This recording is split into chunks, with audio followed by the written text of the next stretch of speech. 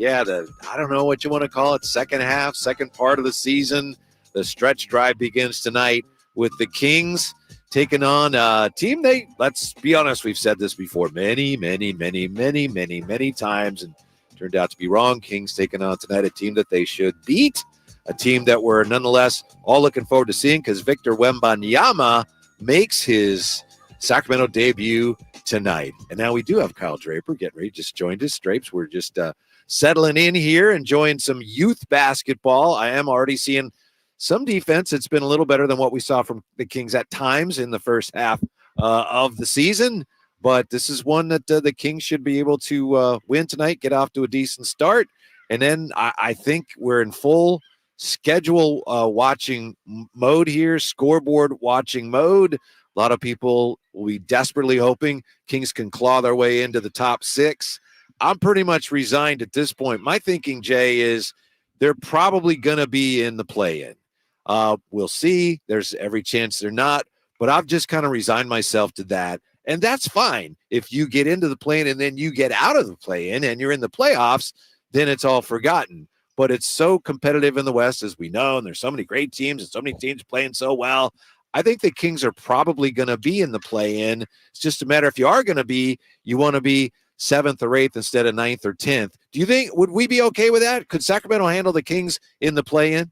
Well, I think if you're giving me a choice of being a play-in or not being in it at all, I think we have to absolutely handle it, Whitey. I would imagine that any postseason basketball is better than what we've seen over the not last year, but prior to that. And I understand it's what have you done for me lately. And I also understand, there are fans who feel, and the Drapes is kind of like this a little bit, but I should say you were a little more like this of, you guys had a fantastic year last year. We'd like to see you build on it, not go backwards. And, unfortunately, the West is a lot better. But to answer your question, I think, yes, we could.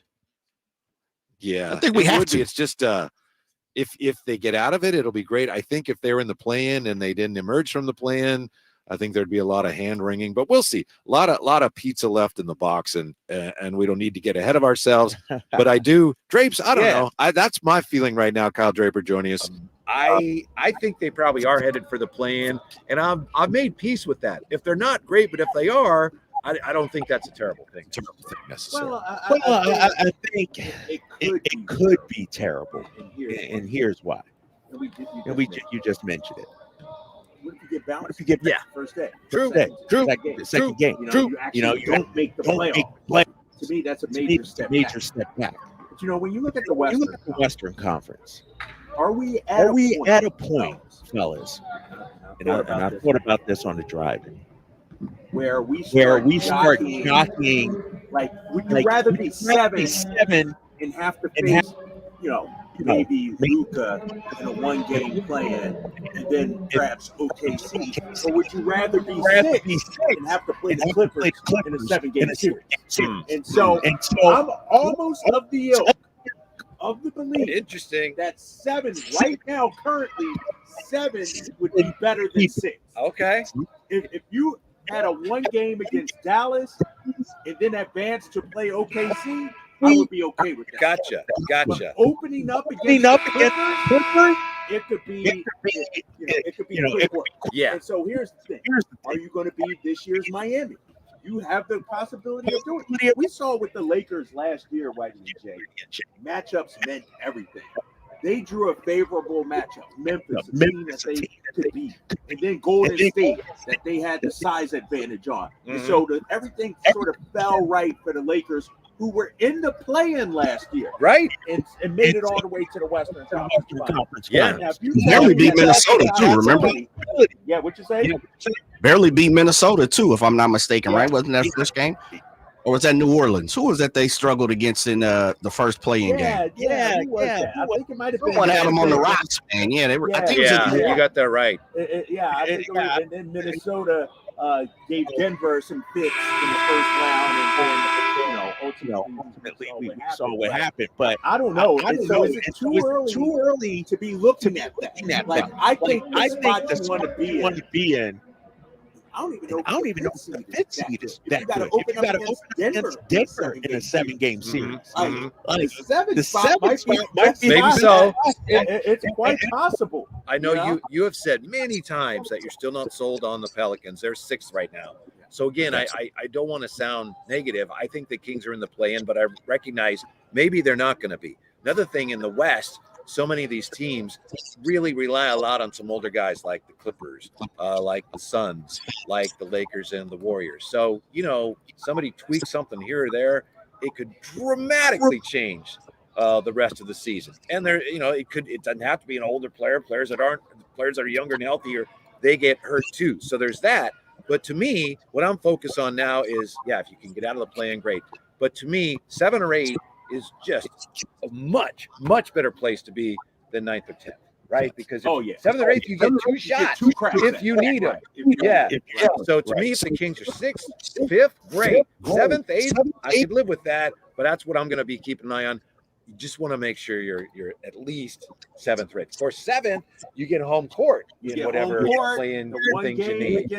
You got to avenge the Pelicans. Maybe the Pelicans drop back. So I don't know, man. It's and we talked about it yesterday, and you and Jay mentioned it. We know pretty much the 10 teams that are going to make the playoffs / play-in. I'm pretty sure the Kings are going to be one of them unless something catastrophic happens. But when you look at the landscape of the Western Conference, and I think that maybe needs to be the discussion that we should have. Who would you not want to face? And then that to me determines whether I'm okay in the play-in or not. Like I just said, if we got to face the Clippers in the 3-6 matchup, don't want to see the Clippers. I don't want to see the Clippers. If we got to face Denver in the 4 or 5 matchup, I really don't want. I've been beating them like a drum, Greg. They haven't been healthy in the 3 games we've played. They've been shorthanded every single game that we've played them. In the heart of a champion. I went. With that being said, you mentioned the 9-10.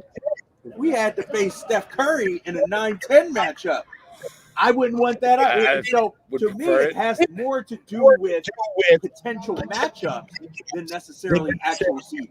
Do you think there's a really, really good, decent chance that they end up out of the play?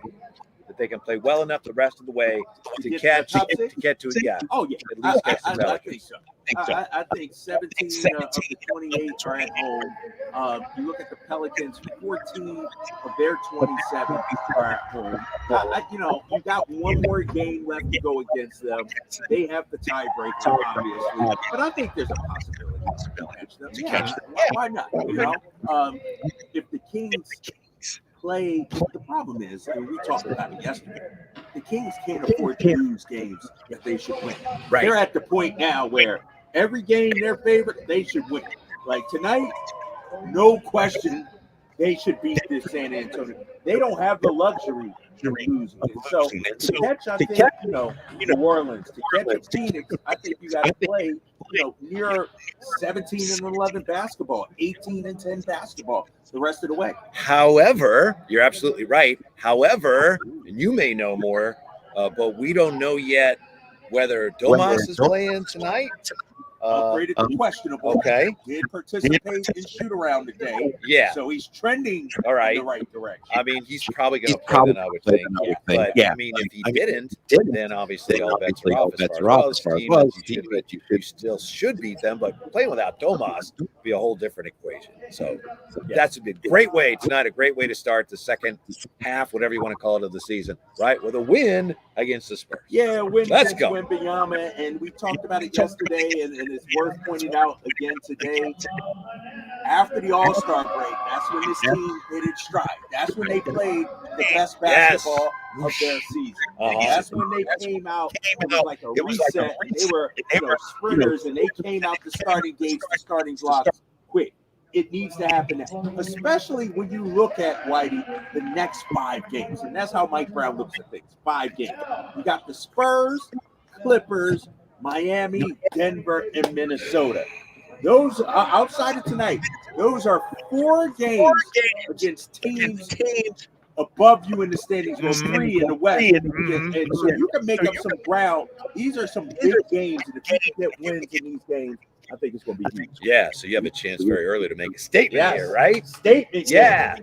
Tonight should be a statement, to show these fans, to show this crowd that, hey, what happened before All-Star break, that's in the past. We're ready about business now. We talked about it. It's a sprint to the finish right now. And you'll see, I think you'll see the best basketball from a lot of different teams over these next 28 games. We know that, unfortunately, the Kings have been up and down this year. We've been on the roller coaster. They've been maddeningly inconsistent. Why is that? Harrison Barnes and the Kings addressed that, and we'll see if we can't figure out why the Kings were so up and down in the first part of the season. More importantly, how they can avoid that the rest of the way. When we come right back to the Golden One Center, it's the Drive Guys game night, Sactown Sports. Last season, the Sacramento Kings gave us a little bit of everything. A Pacific Division title, GM of the Year, Coach of the Year, Clutch Player of the Year, All-Stars and all NBA performers. Plus, we got to light the beam. Here's a steal by Fox, the breakaway. He stopped the rip with the left hand. What does this season have in store? Find out. Each and every Sacramento Kings game can be heard right here on your proud home of the Beam team, Sactown Sports and SactownSports.com.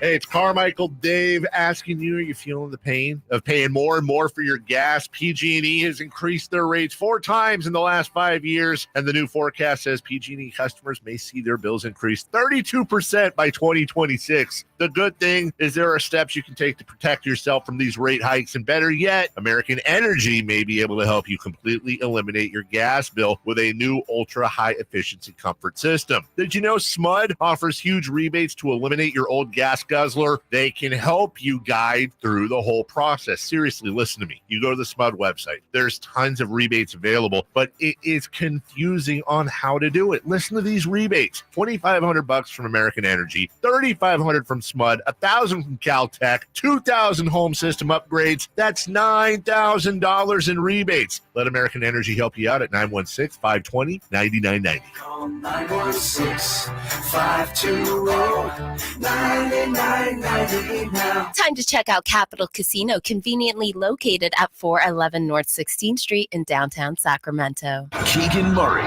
plays here. Keegan scores another three-pointer. Keegan Murray knocking it down for 23 points. Snatch De'Aaron Fox for game scoring honors. Sactown Sports is your proud home of the Sacramento Kings.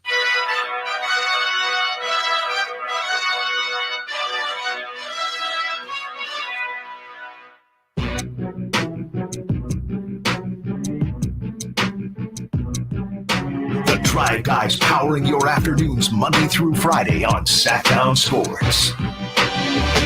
You can tell that the most important days of the season are coming because just walking in, Drapes. I don't remember the last time the weather was so nice walking into the arena. Reminded me of last year, the postseason. Yeah, exactly. It is. Things are starting to bloom out there in Sacramento, and you feel a little buzz, nice weather out, people out running, jogging, riding bikes, and spring is almost here in Sactown. Yeah, and that means playoff time, hopefully, for the Kings. Again, that's the one good thing. It's almost certain that they're at least going to be in the play-in, right? That's one thing we think we know. Yeah, we looked at the standings, and, Yeah. Utah sold off some pieces at the trade deadline. Houston, they were a nice story the first month or two of the season, but they've come falling back down to earth. And so outside of that, there's not much else. Memphis isn't going to make a run. San Antonio, obviously, Portland. And so there are about 12 teams for 10 spots. And, like I said, Utah and, Houston, to me, are out of it, in my eyes. They aren't threats to the Kings right now. Yeah, and as we've said a million times, if this year were last year, if you switch the 2 years, everything would seem great. Well, obviously, we don't know where this is going to end up. Maybe they go on to the conference finals or beyond this year. But last year, people were, I think, they would have been in a more accepting mood for a play-in. Of course, we got the first round and then almost win. So we'll see. I mean, they very well may get into the first round this year without a plan and advance. It's just been hard to figure out what this team's going to do. And that's one of the things that Harrison Barnes addressed yesterday. When asked what the Kings need to do to keep this thing going in the right direction yesterday, he said it's just a matter of being more consistent. Here's Harrison Barnes. It won't sound like a broken record, but I think it just comes down to consistency. I think we've shown in moments and small stretches this season who we want to be, who we can be. And I think it's just a matter of replicating that. I don't think we have to necessarily go out and reinvent the wheel or do anything crazy different. It's just a matter of can we get that performance night in, night out, whether we're playing a top team in the league, the team that's out of the playoffs, a team that has their starters, a team that doesn't. I think that's our challenge moving forward is can we put forward the same effort every single day.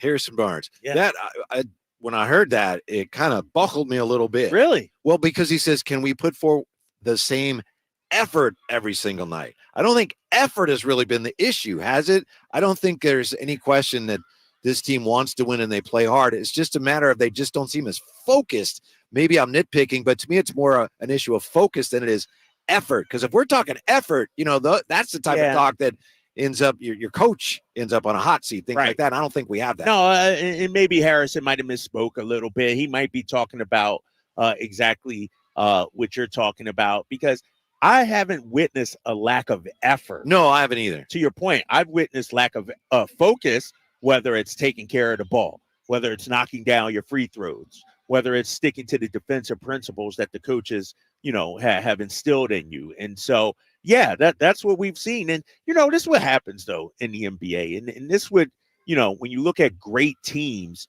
this is what, sets them apart from just, good teams. Like you look at the Atlanta Hawks a couple years ago, made it all the way to the Eastern Conference Finals. You look at the Sacramento Kings. What winds up happening in the NBA and sports in general is you feel like you've accomplished something. I've said it 1,000 times on this show. Poor, hungry, and driven. Mm-hmm. You get all fat and happy, feel like you accomplished anything, feel like it's just going to be handed to you. Then that's when you have a letdown, you underachieve. You still got to be hungry. And I thought, Whitey, I'm going to go all the way back to October. Media Day. I thought this Kings team said all the right things. I agree. Media Day. That they understood they hadn't accomplished anything.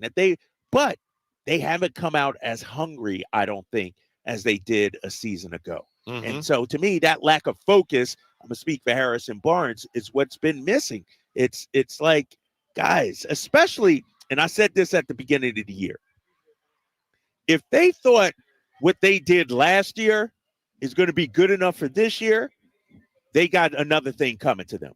Because when you look at the Western Conference, everybody's gotten better, it seems like. And so that effort and focus we saw last year, it needs to be higher this year because the West is that much more difficult. 48 wins ain't going to get it done. Nope. My theory is that in addition to all that, I think the team has buckled a little bit here or there under the weight of the expectation. Last year, there were no expectations, right? They came out, They stunned everybody. Even though they'd had a great first half of the season, they came out in the second half, that is post-break, and they just laid the wood to people. Remember, they went on that road trip. I think when they came out, they won 11 of 13 out of the break, including 7 road games. And they were destroying people on the road. Teams were like on their heels, like, who are these guys? This year, everyone knows, it's the Kings. We got to take them seriously. Also, the Kings know, there's a lot expected of us, from ourselves, from each other, from our coaches, from our fans. And I think at times, to me, it's looked like they've played and they've had a bit of a struggle with the weight of the expectations, which were absent last year. Yeah, and not just the team as a collective, individuals. Yes. I feel like Keegan Murray at times. Based on what we saw in the California Classic, based on what everybody was saying beforehand, he comes out and gets off to a slow start. Kevin Huerter, slow start as well. Even De'Aaron Fox, he started off so great last 2 months, trying to maintain that high level of play. That consistency, and like Harrison Barnes mentioned, consistency is proven to be a challenge for this Sacramento Kings team. And that's why, the Warriors, when they were winning titles, it's so hard to not only repeat as champs, but to get back to where you were. Look at the Kings. They may get 48 wins, and that may be good enough for 7th in the Western Conference. And so it's tough on them, man. They still got time, Whitey. I'm not putting dirt on them yet or no. Relegating them to the play-in, but I need a 17-11, 18-10 finish to the season. Yeah, I'm just trying to figure out. I'm not trying to say why this is, this year's terrible, but why have they been so up and down? And I think it really has been reflected, what you're talking about, and what I'm talking about, the expectations in the free throw shooting. Because, anybody who's played a little basketball, these guys are good shooters, and they proved it last year. They're much better free throw shooters than we've seen this year. Well, what's the problem? Is it physical? Maybe here or there a little bit, but primarily I think it's, you get it between your ears. Yeah. When you start thinking about your free throw shooting, and all of a sudden, clunk. It snowballs too. You get Malik is a great shooter, and we're seeing him his free throws. And I think that's a reflection of this team has been in their own heads too much in the first half. Yeah, and it's proven to be an issue. The case in point, the free throws, like you said, it sort of, feeds on its own and then creates this monster inside your head. And you're 100% right. Even when you looked at Kevin Huerter in his early struggles, I thought it was more another good in his example. Head, it's like every shot he took, it felt like the weight of the world was on it. Yeah, you felt it in the crowd, and every shot he missed, there was the groans and the, oh man, and everything like that. And the only way to get out of that, and unfortunately Kevin Huerter did, is to just keep playing, and keep pushing on, and he played through it. But you're right, man. That's what, like I said, it's one thing to win 48 games when you're off the radar. Nobody's thinking about you. It's another thing to win 48 or more when the expectation. Oh, yeah. You're supposed to win tonight. You're what are you supposed to win. Yeah. You can't luck into wins or you're supposed to win these games. And so you're right about the weight of expectations, man. And that's why the greats are the greats. Yeah. It's like you go to open mic night. If somebody's there, it's like, I didn't, no cover charge tonight. Let's see. Oh, this guy's kind of funny. Yeah. But if people pay money next to see night a show, you come back and pay. You're supposed to be funny now. Make me laugh. Again. Yeah. Right. And I was, a person that thought that about these Kings. I'm like, all right, you won 48 last year.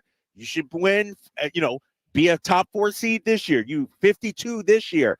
And, and Jason Jones said it yesterday on with us, it's not linear. Every season is its own thing. I think ultimately, we've talked about it, this season will be judged not by the standings, but what they do in April and May. Yep. And so, we can ride this roller coaster with these 28 games left to go. We can be woe is me if they are in the play-in, but if they win a round, if they do a Miami, we'll take it. Matter. Right. Yeah. It doesn't matter. It really doesn't matter. It starts tonight, though. It starts tonight. That's my hope, is that we see the Kings play with more of a sense of joy than we saw at times in the first half. Last year, the Kings came out and they played Kings basketball. We all knew what that was.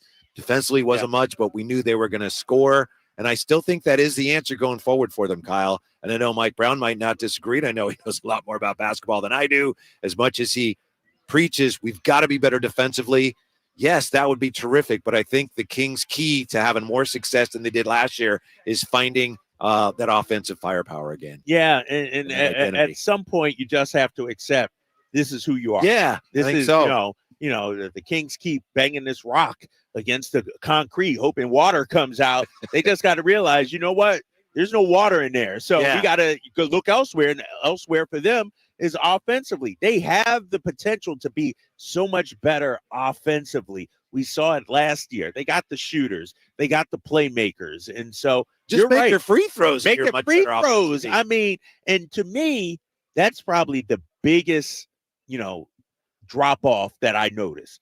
How do you go from 79% one year to what are they, 73, 72 something right now? Between the years. I mean, that's fixable. You're leaving points on the board. Your offensive rating, Mike Brown talked about it. Your offensive rating is top 10 easily if you just make your free throws. Yeah. And so, and I don't know if the word is out on the Kings or not that they're a bad free throw shooting team, but for De'Aaron Fox to get to the line as much as he does, he has to be better. He was solid last year, but he has to be better going forward, I think. I don't know if you've been at practice yet. I haven't been at practice, but I think it was Brendan, Sactownsports.com. he said one of the first things he noticed when the Kings started working out again this week, they have some kind of free throw leaderboard posted. Oh, do they? Yeah. I haven't been since. So clearly they're trying to get that sense of pride and emphasize that. Yeah. Because as Mike Brown said, we all know the two things the Kings really need to improve in is free throw shooting and 3-point defense. Speaking of our Sactown Sports Insiders, Frankie Cardicelli is going to join us. Everybody's favorite Cardicelli, right? Little Frankie. What do you call him? Mr. Rogers. Mr. Rogers. Yeah, going back to his neighborhood next year with the Drive Guys on Sactown Sports. Doug Christie here. It's Folsom Lake Kia's President's Day sales event. Save on new 2024 Kias with low payments, low finance rates, and zero down deals on approval of credit. Shop Folsom Lake Kia in the Folsom Auto Mall. Hello, Sacramento. I'm Emron Pilati, owner of True Sports Cards and Collectible Store here in Rockland, California, and the host of the True Sports Cards Show that airs right here on Sactown Sports 1140 every Saturday from 10 to 11 a.m., where we discuss the latest trends, hottest products, and deliver exclusive interviews with other industry leaders. And don't forget to visit our shop, True Sports Cards, at 6661 Stanford Ranch Road in Rockland and see what we have for all your sports card and memorabilia needs. Guys, want to lose weight, improve your performance, and increase your drive? Revive Men's Health can help you make it happen with our new cutting-edge weight loss medications like your favorite athletes and celebrities use. They're affordable and available now. And since your testosterone level has a direct impact on your weight and fitness, get a free T-check and free exam. Book your appointment today at Revive Sacramento. We know we can help you. Call 916-277-8599. That's 916-277-8599. Or visit ReviveMen'sHealth.com. Discover your dream home at Subcontractors United, your source for all home improvement needs. A talented team of home services experts is ready to make your projects a breeze. No more endless internet searches. Find your contractors in one place. Enjoy stress-free service absolutely free, with no hidden costs and no accounts to set up. Transform your living space into something extraordinary. Visit Subcontractors United today and experience the joy of hassle-free home improvement. Dream big at subcontractorsunited.com. Whether you prefer thrills or serenity, the 2024 Accord from Elk Grove Honda delivers both. With Honda Sensing Standard, the 2024 Accord is once again a winner of the 2024 Car and Driver's 10 Best Cars, making Honda the winningest brand in car and driver award history. Drive a 2024 Accord Hybrid and see for yourself what the fuss is all about. We're Elk Grove Honda in the Elk Grove Auto Mall, Highway 99 at Elk Grove Boulevard. I gotta get an Elk Grove Honda. It's no secret to golf enthusiasts that Timber Creek and Sierra Pines in Roseville are one of the region's most unique and scenic places to enjoy a great game of golf. 27 holes, boundless options. Elevate your game on our newly renovated driving range, putting green, and chipping area. Whether you're aiming for fun, lower scores, or all-around growth, we've got you covered. Experience golfing dreams in Roseville and book your tee time at timbercreekgc.com. Timber Creek and Sierra Pines, your ultimate golf haven. With RT Painting, our name says it all. We are a reliable and trusted commercial and residential painting company serving the Sacramento area since 1998. Employee-owned, our attention to detail is second to none. Put our decades of experience serving our community to use for you. Get a free quote today. Call us at 916-900-8112. That's 916-900-8112. Or go online to rtpainting.com. That's rtpainting.com. RT Painting, your trusted and reliable painting contractor of choice. At aimyourdigital.com, we'll help you target the right audience, build your leads, and crush your quota. Take your business to the next level. Our digital marketing strategies help grow awareness of your product or service, all while building trust in your business. Our approach involves leveraging multiple tools and strategies to deliver exceptional results that are customized to your unique business needs. Don't wait to run out of sales leads. Keep your business growing. Get started with aimyourdigital.com today. Hey, what's up, everybody? It's Kyle Draper here for Mercedes-Benz of Stockton.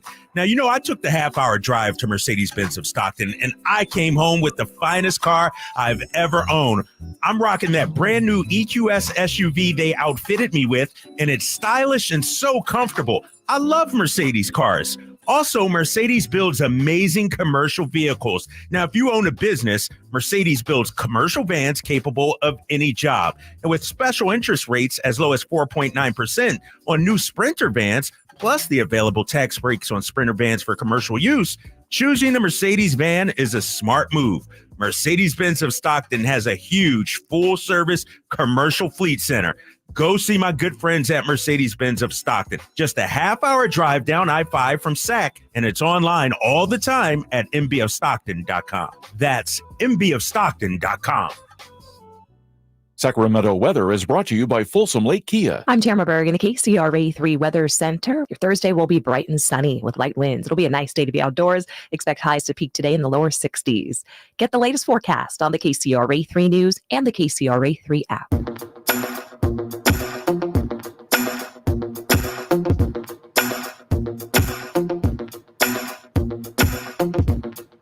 Drive Guys, live and local, every afternoon, Monday through Friday on Sactown Sports. Kings and Spurs tonight. One of the things that I've been trying to figure out this year is how come the Spurs, when they have Pop and they have Wemby, how come they've been so bad? And I think we have the answer. We have that for you today. We have Sean Elliott, Spurs announcer, who in '89 Drapes, when the Kings had the first pick, they ended up taking Purvis Ellison. I wanted them to take Sean Elliott. They should have done it. Oh, yeah, they should have definitely done it. Oh, my gosh. So we've got him today. Also looking forward to this if Drapes will play along. You know, he's got the play-by-play tonight. Yep. We got to come up with Drapes Community of the Day that you might be able to slip give a in. shout out? Okay, Yeah. If, do you that. know, I could do if that. somebody hits a long shot. Let me think about that. I got somebody. Or maybe you would take some Yeah, suggestions. take some suggestions. Okay, we'll get to that as well. Yeah, let's talk about that too a little later. Yeah. Right now, nice enough to join us, Sactown Sports Kings Insider. Drapes calls him Mr. Rogers, and it's easy to hear why. He's just such an easygoing guy, and he's always got the right of it. Frankie Cardicelli, how are you, Frankie? Fellas, happy first game back from All-Star break, or whatever you want to call it. It's going to be exciting to be back in the building tonight. Looking forward to it. Yeah. Frankie, do you know, I know Drapes says Domas is now questionable. How would Mike Brown deal with his absence if, in fact, he weren't able to go tonight? And hopefully he will be.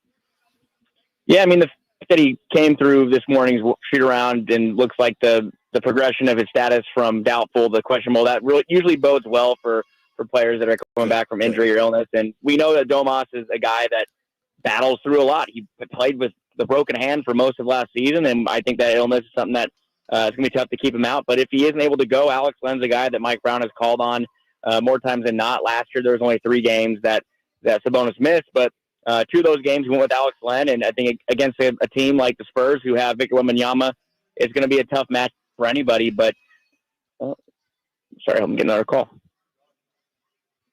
Come on, Frankie. Are you there, bro? Everything good? Huh. Frankie just dropped. No, look at that. Frankie just dropped. I got another call. I don't even know what to say to that.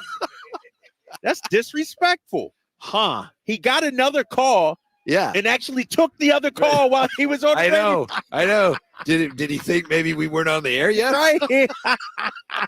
Wow. No, we may have to revoke his credential or something, man. Oh my God. We were talking about the Kings making a statement tonight. I think Frankie just made a statement right there. I'll tell you what. That's what we got, fellas. I'll tell you what. Frankie might be the first person we dropped the ringtone on in this show. Jay, Whitey, Simone. Now, if Sean Elliott did that to us, okay. But I'm not letting Mr. Rogers get away with that. Frankie Cardicelli. What? Huh. Hold on. He's going to beg to come back on our show. This is not my bro. fault. What happened? This is not my fault. Hey, Frankie, what's up? The Apple, like the way there's 3 buttons that come up. They're all confusing. There's like a one that says hold accept, end accept.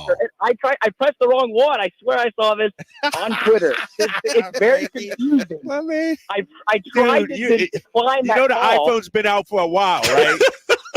You're like on 15, 16. I mean, what you got? This is not Fisher my Price, fault, my I first swear. iPhone. You're trying to figure out there. What's going on, man? Do you think I would try to set myself up for this? Do you think I want this? There's no way I want this.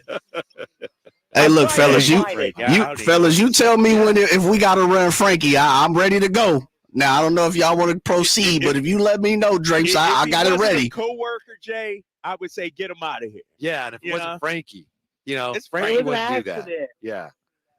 It was all a Pretty mistake. bad, dude. I don't even know what we were talking about, man. Yeah. Frankie, what were we talking about? I'm just here. Domas and yeah. I'm just here for your guys' entertainment. I fully understand that, and hopefully I got a laugh. But I'm telling you, I did not mean to hang up on you guys. All right, man. You're back. Don't You let did it happen though. You again. said, "Oh, I've got another." He said, call. "I got another call." Click. Well, You for did a say second I that. thought maybe I got disconnected because there's all these things going on. I don't know if you guys have seen, but AT&T, Verizon, all these networks are going down, and I thought that maybe I lost the call. So for a second I didn't know if I was still. I don't know. It was just a matter of maybe my phone lost service. I don't know. Again, I get to be dunked on. Well, here we are. I get it. That's how it is. I get We're it. back. We're back, Frankie. Did you have a question for Frank? I'm done with that. Dude, man. He's mad at me. No, He's all mad at right, me. Frankie. I'm gonna tee you up. We're just having fun, Frank. Just having fun.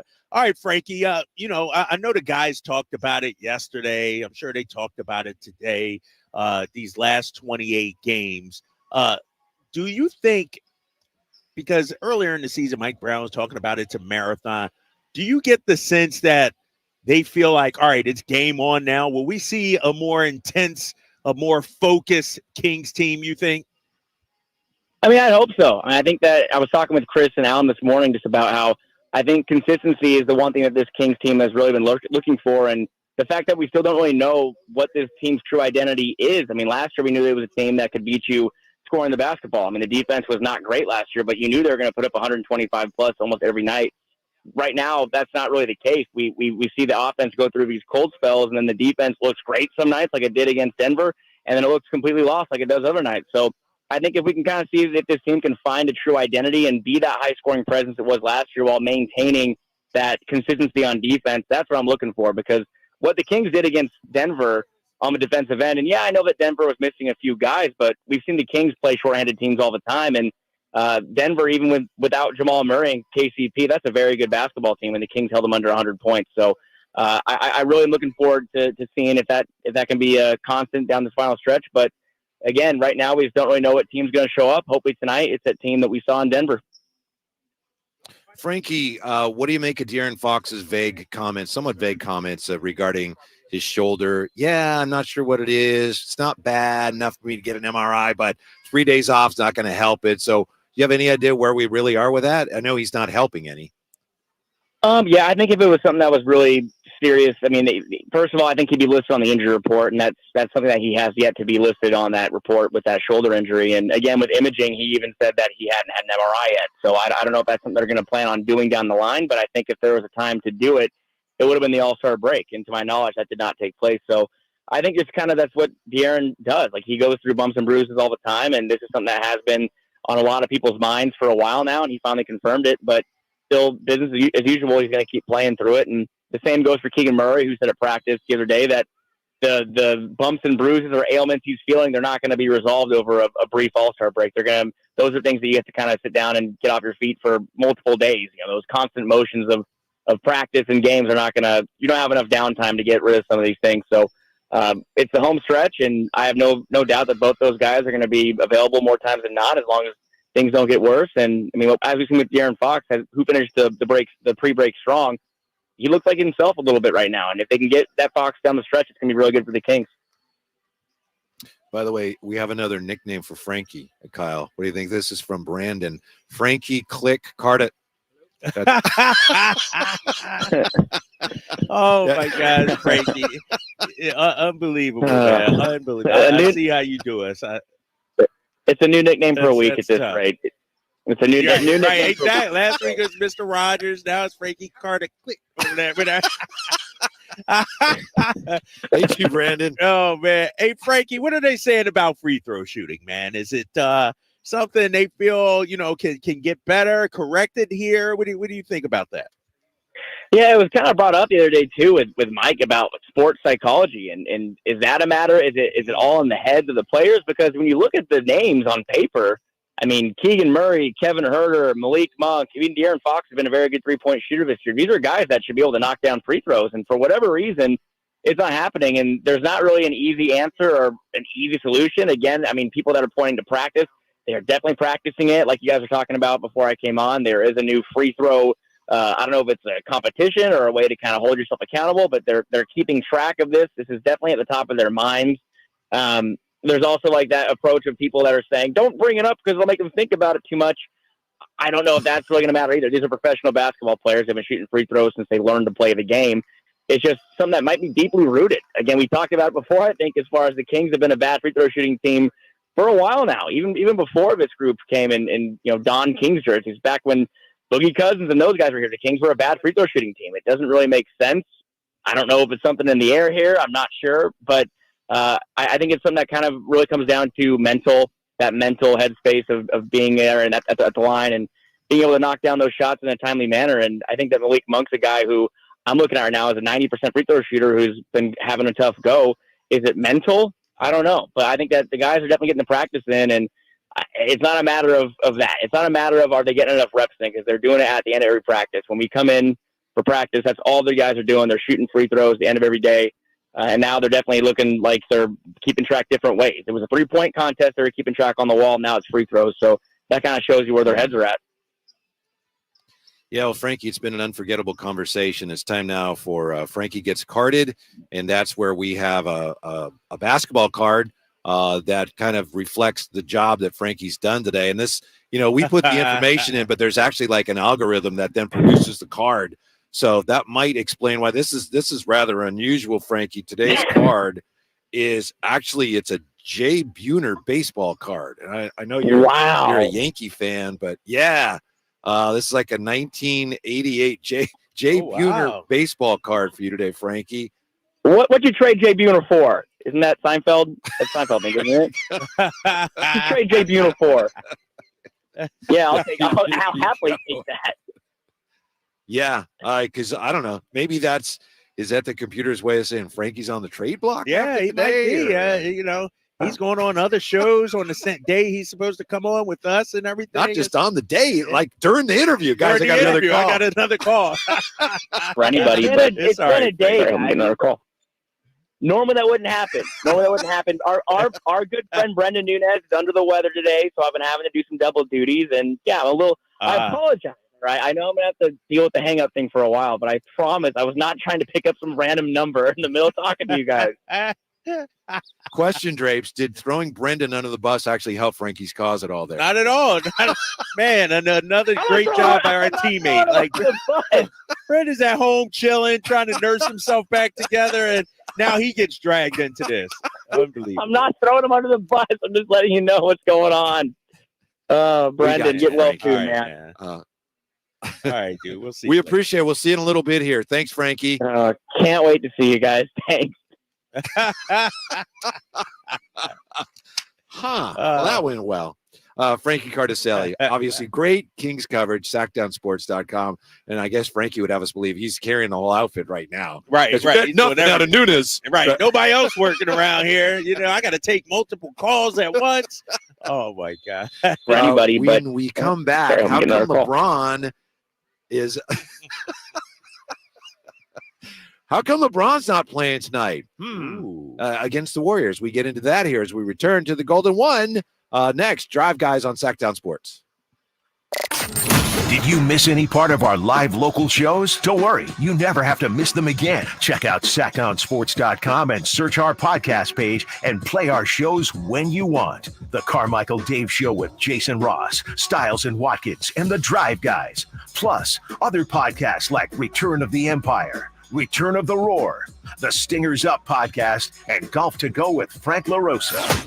They're all available right now on SactownSports.com. Welcome to the President's Day sale, happening now at Northern California's #1 Honda dealer, Stockton Honda. Celebrate with us and get huge savings on our giant selection. Whether you're shopping new or pre-owned, Stockton Honda has the selection and savings. Plus, get top dollar for your trade. Anytime, anywhere, it's all here. StocktonHonda.com. #1 claims based on 2023 total new and Honda certified pre-owned vehicle car sales from American Honda Motor Company. Sold on report. Country in the Park is back May 17th and 18th at Cal Expo with Brantley Gilbert, Dustin Lynch, Jay Cohen, Walker Hayes, and more. Tickets start at just $46. Country in the Park, May 17th and 18th at Cal Expo. For more information, visit CITPFest.com. Brought to you by Coors Light, Garner Roofing, and Roseville Kitchen and Bath. Fidium Fiber Internet is fast becoming a hometown favorite. With a dedicated connection and speeds up to 2 gigs, Fidium is winning over fans every day. Plans start at just $25 a month, so everyone can experience the best internet in the game. Visit FidiumFiber.com. Kevin Lewis of National Garage Door. Whether you need to repair a broken spring, install a new opener, or buy a quality Rainer door, National Garage Door is here for you. Call us today to see how we can transform your house with a new garage door. 638-4554 National Garage Door.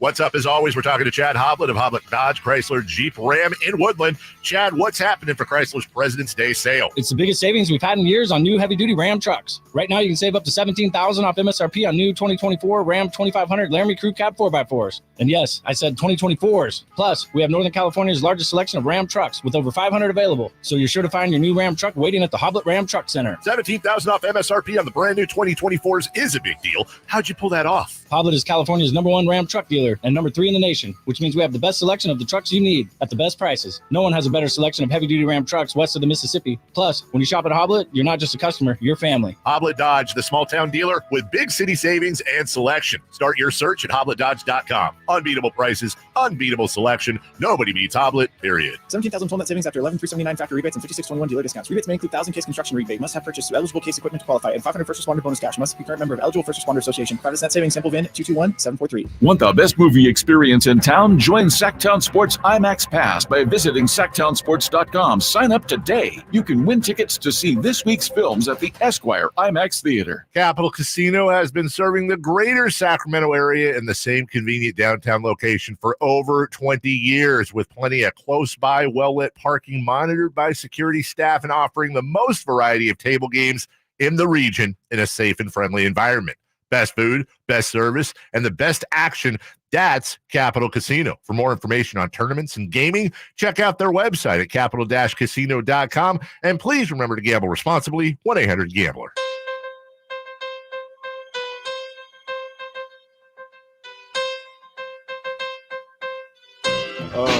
Give us a break from each other. We happy to be here. I think we got tired of each other because we had a few long road trips this past couple months, and I think this break helped us out to come back together, and I think we're going to finish strong these 28 games. The Drive Guys powering your afternoons Monday through Friday on Sactown Sports. That was Malik Monk talking about how the Kings looking forward to getting going now, how much they benefited from that break. And I know, Drapes, you had asked Mike Brown about that before the break. He didn't want any part of it, but when they came back from the break, Mike Brown sure said you were right. So, oh, yeah, we needed this break. So here we go tonight. Yeah, and it was clear as day. I mean, you just heard Malik, say, they needed a break from each other. They needed it just felt like that. Anytime you have 15 road games in a 19 game stretch, you're around each other on, think about it. When you're on the road, you can't get away and go home to your family, and you're eating meals with each other on the bus with each other, plane, you're getting 2-3 in the morning, and so sometimes you just need to exhale and get away from it all. Guys went all over. I know JaVale was out in Hawaii. JaVale McGee, my guy, was out in Hawaii. I wanted to stop by and check out his workouts because he didn't want to be an assistant. But was he in Maui? Yeah, he was in Maui. Oh, the same island I was at. Wow. But I didn't want to intrude, and I needed a break from him and the Kings too. And so, man, it was just that's why I think this last 28 games, man, we'll see the best of Sacramento, a best of the Kings, because it's sort of like a reset for them. They had that mini one where they had 3 days off in between games, and they came out, on fire. And I fully expect that again. Get this win tonight. And then it gets really tough, though. I mean, oh, my gosh, it gets really tough. But this team has the talent and the capabilities to beat anybody in the NBA. We've been, of course, looking ahead today and also looking back at why the Kings were inconsistent in the first half. And we've talked about some potential, mental issues. And on the chat here, the YouTube chat, Brandon Dietzman says, if nothing else, I think Monk is the guy who is well equipped to deal with those types of hangups. Yeah. I mean, because he's going to bring you honesty and he's going to bring you energy. Right. And the thing about, Malik, he wears his heart on his sleeve. We know when he misses a free throw or something, like it bothers the heck out of him. You know, when he goes through a slump, you could see it, you could feel it. And you know, knowing him the way he is, I agree with Brandon. You know, this is a guy that, you know, I think mentally too can deal with the struggles. You know, he played in Charlotte. Think about that. He played in Charlotte. You know, went to LA, played under LeBron James and the Lakers. Now he comes here.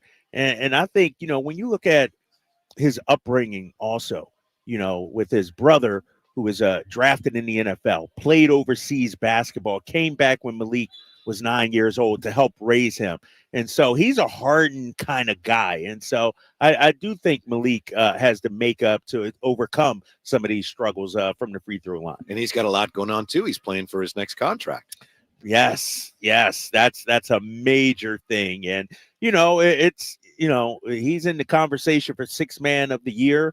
I think, you know, when you look at what he does, and I think this is what he's shown the league. We always knew Malik could score, but he's more of an all-around player in terms of playmaking. Yeah, no, I don't think it, you know, a lot of people. And so he showcased himself and put himself out in position to earn, you know, $20 million a year this upcoming offseason.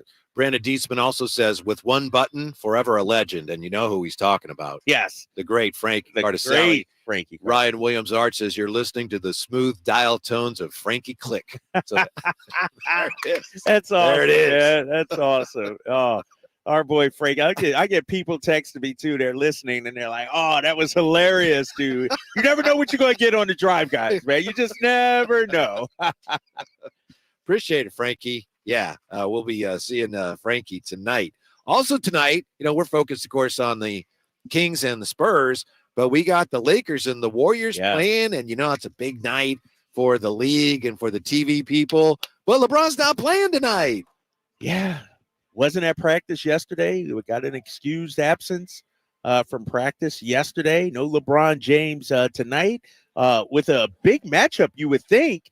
You know, Golden State, both teams trying to move up in the standings. What are they, 9th and 10th? Lakers 9th, Warriors 10th right now. This could decide the tiebreaker. Yeah, exactly. And so I don't know what's going on with LeBron's head. They say ankle, and he only did play in the first half of the All-Star game. And so maybe it's something legit. I don't know. But, you know, who do we root for in this one?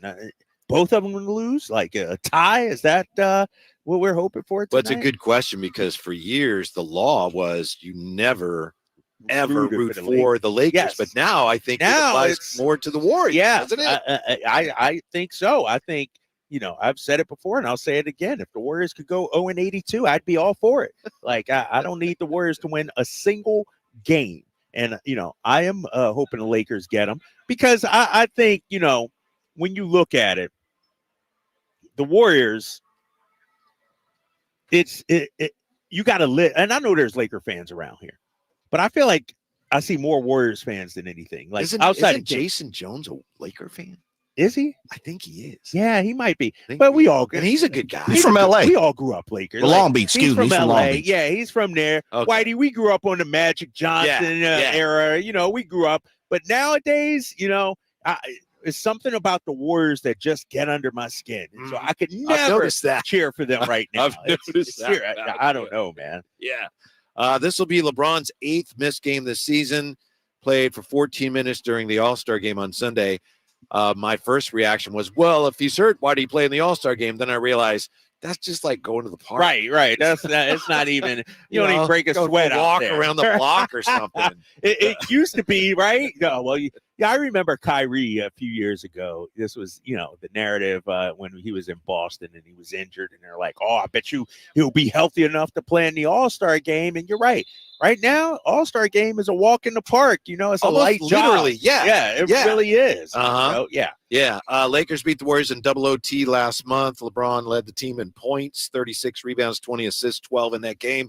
But a big game tonight. No LeBron. That's unfortunate for TV people because those games do, no matter what you or I think of either team, Lakers, Warriors draws big ratings. Marquee game. Yeah. Yes, 100%. And, you know, you got stars missing. You got LeBron missing tonight. And, you know, it's interesting, too, because, you know, we talk about this sprint to the finish. And for LeBron and the Lakers, it's still like ho hum, right? As long as we get to the play-in, we'll be fine. And so they don't have the sense of urgency, I think, that we're hoping to see from our Kings. Because they just feel we get in, we're in. Right. Playing or right, not, right? Right. Well, I saw today that Anthony Davis and LeBron have combined missed the fewest games that they have missed combined since I think the year they won that quote-unquote asterisk championship. The bubble so I'll give him championship. that. But, LeBron is, anytime a guy says he's hurt, one thing I've learned is you just take him at his word. Right. But that's going to be a key to this whole thing coming down the stretch, not just with him and AD, but with Curry and with Kevin Durant and with Kawhi. I mean, especially in the West, how well the aging players can continue to hang on and stay out there is going to be an absolute key to this whole race. Yes. Phoenix has aging players, Clippers, Lakers, Warriors. You're right. And, injuries always play a factor in the NBA. And so keep an eye on that. The Pelicans, knock on wood, they've been relative to previous seasons, they've been relatively healthy this year. Zion's been playing, and so there's a lot of factors, man, that could play in this final 28 games of the season. Yeah. Well, we've got Sean Elliott coming up about 3:15. Yeah. And up next here, as we get ready for the Spurs, Pop's a legend and Wemby is going to be. So why are the Spurs so bad? We will solve that mystery when we come back here to the Gold One Center to Drive Guys on Sactown Sports. The only place you'll find Malik Monk is Sactown Sports. Oh my, what an athletic move that time by Malik Monk. Hey Sacramento, it's Malik Monk and you're listening to the home of the Sacramento Kings, Sactown Sports. Your local sports leader.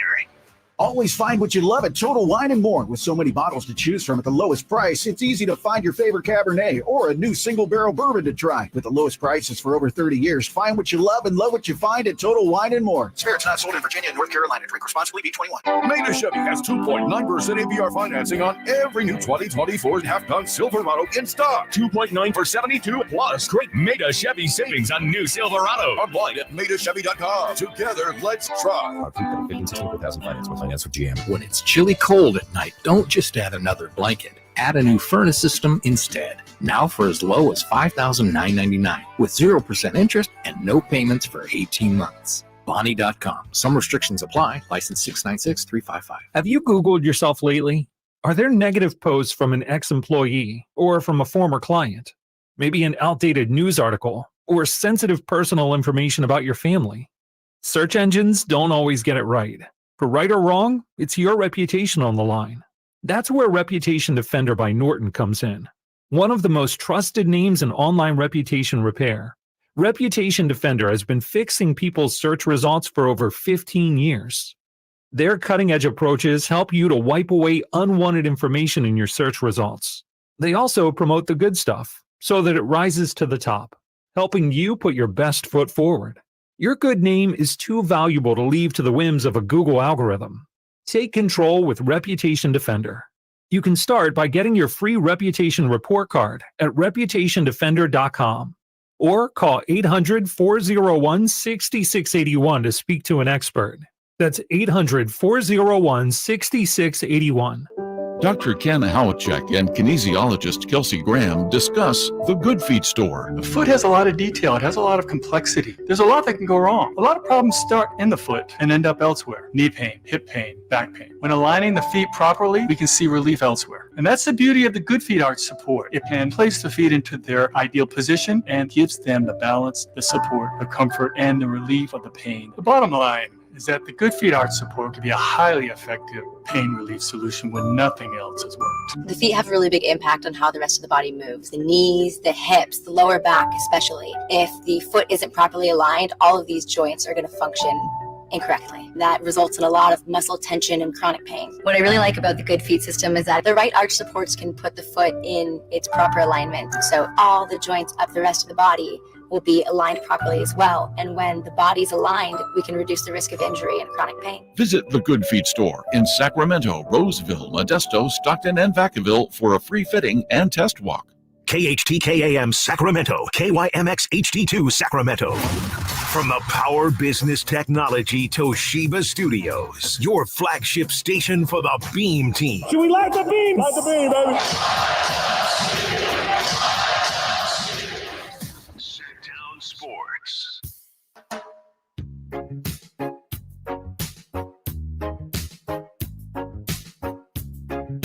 The only station in Sacramento giving you local sports coverage from 6 a.m. to 6 p.m. Monday through Friday. Sactown Sports. Kyle Draper, Whitey Gleason. Drapes, is this a must light the beam night for the Kings? Yes, it's a must win. I mean, they're the worst team in the league. You can't, outside of Detroit, at least worst team in the Western Conference. You can't lose this game. If you're trying to be about what you say you are, meaning top 6, making some noise in the playoffs, the week off being beneficial, coming back with a renewed focus, all this chatter we've heard, understanding you got to defend the 3 better, understanding you got to make free throws. Like, you can't lose this game. Yeah. Like, this is, I mean, the Detroit one was pretty bad. This would be even worse, in my opinion. Wow. Because you got a week off, you're refreshed. This is the push towards the postseason. It starts right now. And so, yes, this is a must win tonight. This should be a great night for Kings fans because your team should win. We know all too well it doesn't always work out that way, but your team should win. So maybe you can relax for much of the game and enjoy it a little more than you would a really tense game. And you get to see perhaps one of the great future stars of NBA history tonight. Yes. Wemby makes his first visit to Sacramento. This is, as bad as the Spurs are, this is a big game in terms of just a draw, a marquee. This isn't the Kings versus the San Antonio Spurs. This is the Kings versus Victor Wembanyama. Mm-hmm. Like, this is how you market this game. And, I know people coming to the game, they're super excited for tonight. This is a game that they wanted, that, ever since the schedules come out, we've circled this date, right? Sure. Wemby's first visit to Sacramento. Remember the California Classic, the Spurs were here. Wembanyama didn't play in that. And so this is a massive game, a marquee kind of game tonight. Yeah, I've mentioned this before, and I know this applies to a lot of people in the area. When LeBron played his first game here, we had season tickets at the time. We had 3 season tickets. So we still have the tickets, the programs, the pins that they handed out that night. And those are worth a little bit now. And I know a lot of people in the area that hung on to their LeBron first game tickets. They've got something valuable. Wemby, a different story because it's not his first game, but the memories will hopefully have forever. Here's the question. As good as he is, and he's already doing some things that I know I've seen and gone, I don't know you could do that. Right. And they got Pop, who's been a great coach. Why have they been such a bad team? Why haven't they been more competitive? I think they have a flawed roster, and this is something we talked briefly with yesterday, and Pop, as great as he is, one of the all-time great coaches, 5-time champ. We know the resume, Olympic gold medalist as a coach. What they did to start this year in terms of the roster, in terms of your point guard position, almost criminal. You got this brand new shiny toy. This, I don't know. Let me equate Wembanyama to, let's say, a Maybach. Okay. You know what I mean? You just got it off the dealership, but you bought your tires from Walmart. You got this nice car, but you ain't got nobody to drive it. You don't have no nice tires on it. That's why it crushed me. Like, it just didn't make sense. As brilliant of a basketball mind of Greg Popovich is, how did he have Jeremy Sohan as the point guard to start this season? There's a couple theories. Let me hear it, because I don't get it. And these come out of San Antonio, and don't misunderstand me. They're not my theories. All right, if you disagree with them, that's fine. Don't come into my kitchen about it. But one theory is that the Spurs decided they were going to be very, very, very patient with Wembanyama, to the point that they wanted to see what they had exactly before they decided what to put around him. Right. And so the only way you do that is you let him play, and then you have to see, and then you have a season, and then or half a season, then you determine, all right, what's going to fit best with him. So maybe that's part of it. By the way, and they're such a young team. Like Keldon Johnson this year, he's a really good player. He's not playing as well. So they got a lot of coming young off players. the bench now. Yeah, yeah. I just don't get what they're doing in San Antonio. And I don't want to say they're tanking. This would not be the year to tank. Right. That's what everybody's saying. This draft isn't as loaded. There's no guarantee, franchise-altering player. But I just don't understand it. Like, you would think you'd want to surround Wembyama with talent. And so, Trey Jones is a solid player. But he wasn't even starting as the point guard to start the season. He's back to starting now, and they've played a little better. Wembanyama's numbers have gone up. But I think it's almost criminal what they've done to this young fella to start his career. The other theory is even more interesting. And the theory goes that because, and we know this, Wembanyama wasn't playing center to start the year. Yeah, remember they had Zach Collins. He apparently didn't want to. Mm-hmm. It's like, no, I want to play away from the basket. So there's a theory that Pop said, okay, and let him do that, and had Zach Collins starting at center. Because Pop knew, like, that's not going to work, but I'm going to show him. And let him learn. Yeah. See that? You happy playing the 4? Yeah, we're getting our ass kicked every night. You see? So I don't know about that, but that's a theory as well. To me, it makes more sense that they decided, let's take our team, see what we have. Because, his reputation preceded him, obviously, but they didn't know what kind of player he was going to be. I'm with you. I still feel like you don't know how long you're going to have the guy. Right. You might as well maximize the time that you do have with him. So we'll see. We'll ask Sean Elliott if they're going to, load up this offseason. Yeah, and that's a great question, for Sean Elliott. And I'm looking at their roster right now. You got this prized possession in Victor Wembanyama. You got, maybe the future of the league, face of the league. Who's the veteran that, takes him under his wing and helps him grow? They really don't have anybody. I'm looking at their roster now. Jetty Osman, 6 years in the league. Devontae Graham, 5 years in the league.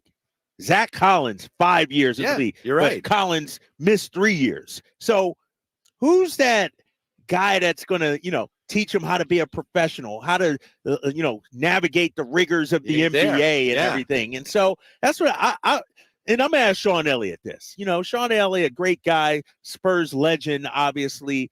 But what's the culture around Victor Wembanyama? How have they nurtured him there in San Antonio? Yeah, you go way back to Lou Alcindor / Kareem Abdul-Jabbar. He was in Milwaukee a couple years, and then they brought on a guy by the name of, I think his jersey's up there somewhere. Oscar Robertson. Oh, yeah, they brought him in. That dude. Yeah. Yep. And, LeBron, he didn't have a great team, but they had some veterans. They had some veterans. Yeah, for sure. Ropes. Yeah, and this Spurs roster is devoid of veterans. They had Doug McDermott. They got rid of him. Like, who's the guy? Maybe it's just Pop himself. But that could be. But at times when I watch Victor Wembanyama, and we saw him earlier this season back in November, it seemed like they didn't have a plan.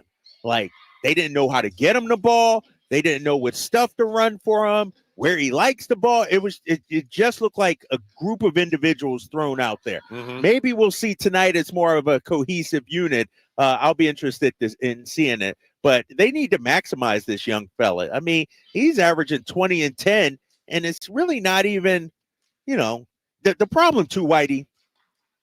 And I looked at a team like Houston last year. The problem I see with the Spurs, too, is they got a lot of young guys who are also trying to make their names, who are trying to find their footing in this league. So it's not all about growing Wembanyama and making sure he's taken care of and develops.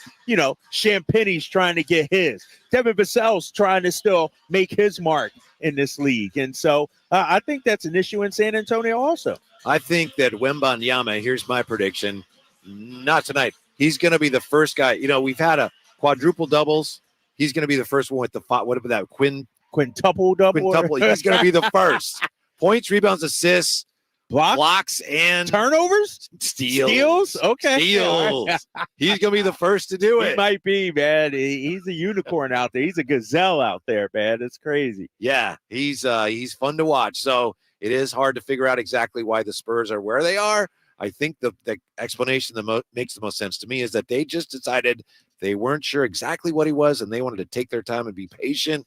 Okay, if they come out, in this offseason and they really load up, I'll buy into that. But if they limp into next year like they did this year, I have no idea what's going on. Right.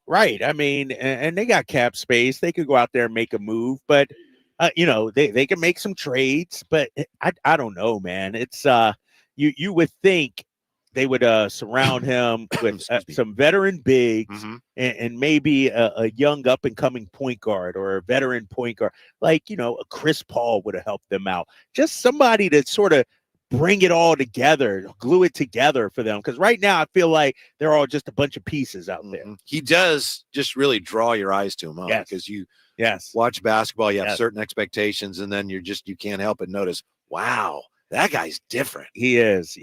And Sacramento fans, whether you're here in the building or watching on TV or listening, you're in for a treat tonight because, like you said, at least once a game, he does something that just amazing. You could do that. Like, oh my gosh, like I didn't know a 7'3", 7'4" guy could get the rebound, go between his legs, then do a step back three. Like, it's just his skill level is off the chart. Yeah, I saw him recently. He has a ball about at the foul line. He's got the ball back to the basket, and then he turns and just reaches out and dunks it. I'm like, what?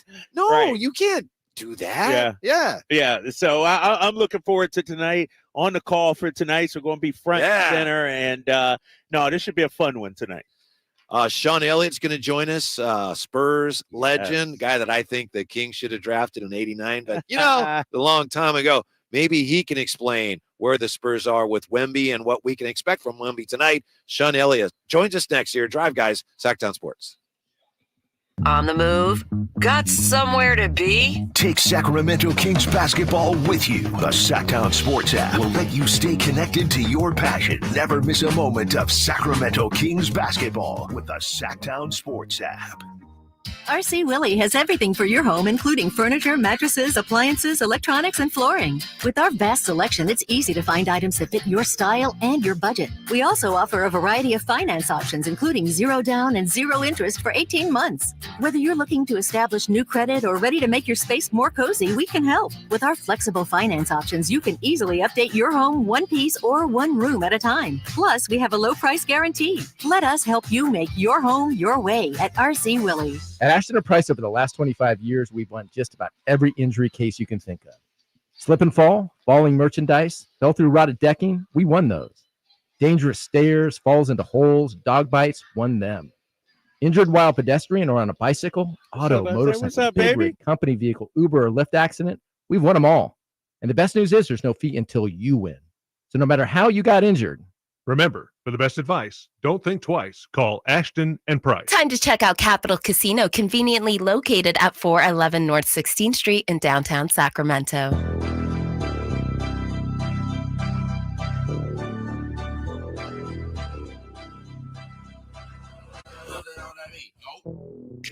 The Drive Guys powering your afternoons Monday through Friday on Sactown Sports. Get ready for the Kings and the Spurs tonight. Get ready for the Kings to embark on this second half of the season journey. A lot of excitement. I notice, Drapes, there just seems to be amongst the fans, the players, there's less angst about things that haven't gone well so far this year. There's less angst about expectations that have not been met. There's more optimism and excitement about getting it going again. Yeah, I think so. And I think, what happened the first, 54 games of the regular season, I think when it comes to the fans, they're going to forget that. They're going to, all right, that's in the rear view mirror. Ultimately, you're going to be judged now. These final 28, you're pushed towards the playoffs. And so I think this fan base is starving for a winning streak right now, too. Like, can you imagine if they rattle off 6 in a row, 7 in a row right now? Think about this, Whitey. This team, talking about the Kings, same record as last year, basically, at this point. but yet the vibe is different. Right. Like last year, Right. the whole city was on fire now. Excited. We need to capture that starting tonight with the win against the San Antonio Spurs. Yeah. Here we are, late February, and these games matter. We've had far too many seasons where that wasn't the case. So there's lots to be optimistic about. Joining us now, 11-year NBA vet, two-time All-Star, world champion with the Spurs in '99, an outstanding analyst for the Spurs, and he's the guy the Kings should have taken. I said it then, I'll say it now. When they had the first pick in the 1989 draft, Sean Elliott. How are you, Sean? I'm doing all right. You're exactly right. But hey, it ended up all well. I mean, it ended up being really good in San Antonio. Yeah, it worked out for you, complain. right? Yeah, it worked out to the best. It worked out better for you than it did for us, Sean. Let's be honest. I mean, I got to play with David and got to play with Timmy, and now I get to call Victor's game. So, how lucky can one man get? Do you have a favorite Wemby moment from this year where he did something on the floor that even basketball's been your whole life, something that you maybe took a moment to process, or something where you thought, I haven't seen anybody do that before? That's pretty much every game. That's pretty much every night he does something that you just have never seen before, and that's absolutely remarkable. I would say if I had to pick one moment, it was against Charlotte at home this year, where he came out at the beginning of the third quarter and just absolutely took the game over, just ended the game really in the first 3 or 4 minutes of that third quarter with about 3 or 4 dunks in a row, some big blocks, just completely took over the game. And it was insane. It was absolute madness. It was so much fun to watch. Sean Elliott joining us, Spurs legend, Spurs broadcaster.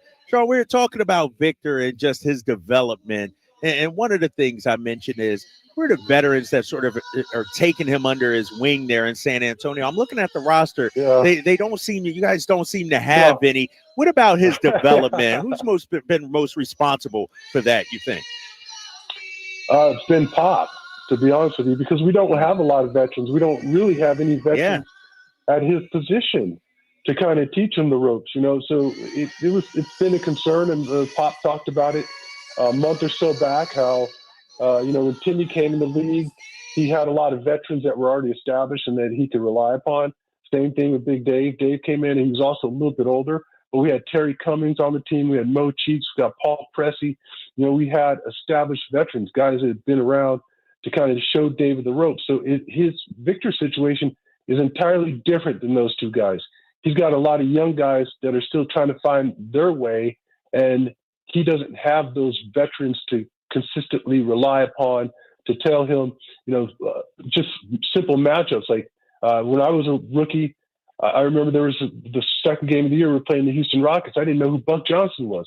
Half the guys in the locker room came up to me and started giving me a scout report on Buck, and that helped me, throughout the course of the game. Victor doesn't have anybody like that where he can rely on right now. So it's been a little bit more of an adjustment period for him, just because he doesn't have a lot of established seasoned vets. Sean Elliott, nice enough to join us, Spurs analyst, as we get ready for the Spurs and the Kings tonight. How has he dealt, Sean, not only with the challenges of his first year in the NBA, but his first year stateside? It's been pretty remarkable. I mean, you're exactly right. I mean, how many rookies are coming over at 19 years old, by the way? He just turned 20 in early January. He come over at 19 years old to an entirely different country. He speaks English extremely well, and he's just got a great attitude. So, he's the kind of kid that when you talk to him, he's fearless. He lives in the moment. So I don't think he's really intimidated by coming to a different country, playing at the highest level in the world. To him, it's more like a challenge. It's something that he's embracing, and he's really enjoying the ride. And I really believe it'd be much harder for any of our guys if you sent them overseas into the same type of situation, and where they didn't know the language very well, they weren't familiar with their teammates, and the adjustment period. So it's been remarkable for him. Sean, I'm going to keep it real with you, man. I'm excited to see you guys tonight. What was Pop thinking at the beginning of the season with the point guard spot? And it seemed like the guys didn't know how to play with Wemby, didn't know how to get him the ball. Like, have you seen an improvement in that with Trey Jones now starting? Yeah. Well, first off, first thing when you talk about the point guard position, Pop was trying to establish a bigger lineup. He wanted to have Jeremy Sohan at that point guard position because Jeremy can guard 1 through 5 essentially out there on the floor. So you wanted to have a good rebounding team, a good defensive presence, but that just didn't work out because it's hard to make somebody into a point guard when they're not. Jeremy's a good playmaker, but playing that point guard position is entirely different. When you move Victor to center and you bring Trey Jones now from off the bench to starting, we've been playing much, much better basketball. Trey's our guy who really has a point guard's mentality, really sees the floor so much better than our other guys out there. And we've gotten more lobs, more wide open shots for Victor since Trey has been on the floor. And the third part is, well, I want to say a month and a half, 2 months ago, after one of the Spurs games, I got to meet all 3 of Victor's coaches from France. At various times of his career, the 3 different coaches had him at one point or another. They were his 3 professional coaches. And they each told me that every team that Victor was on, the players had trouble adjusting to him because he's not an ordinary talent. It's hard to wrap your mind around throwing some of these lobs and some of the plays that he makes because you just don't see anything like that.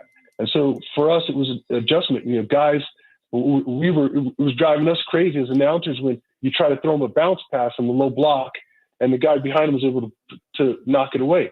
Just throw it high where no one can get to it.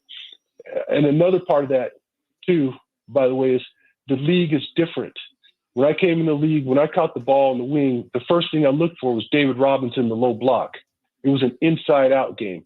When Timmy Duncan was on our team, we're coming down the floor. We run our offense through them. The first thing you do when you catch the ball is you're looking down there for those big guys. Now, the first thing our guys do and everybody looks for is a 3-ball. It's a complete reversal of the way, the way we were taught to play the game and the way, being inside out, the way the game is supposed to be played. So you have a lot of times where he's down there in the low block, guys miss him because we're looking to shoot 3-balls. We're not programmed like we were back in the day to dump the ball down the low block and play off your bigs. That's really interesting, Sean Elliott, with us. It's kind of like you, Drace, when you came on the show and we all had to adjust to you because we'd never. That's because of my ego, of course, Sean. I got a big ego. That's what. Well, I don't want to say that, but yeah, exactly. Mike Brown spent some time in San Antonio, of course. What has impressed you the most, Sean, about the job that Coach Brown has done since he's joined Sacramento? He's gotten a group of guys together to play hard on both ends of the floor and to play for each other.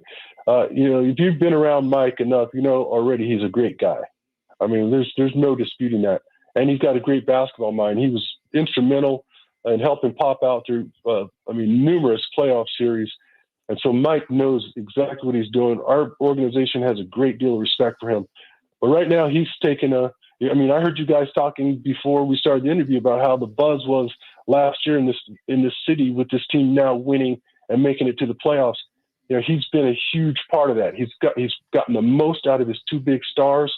He's gotten the most out of guys coming off the bench and his role players, and he's done a fabulous job just integrating them all, blending them all together, and getting them to work well together. And it's hard to do.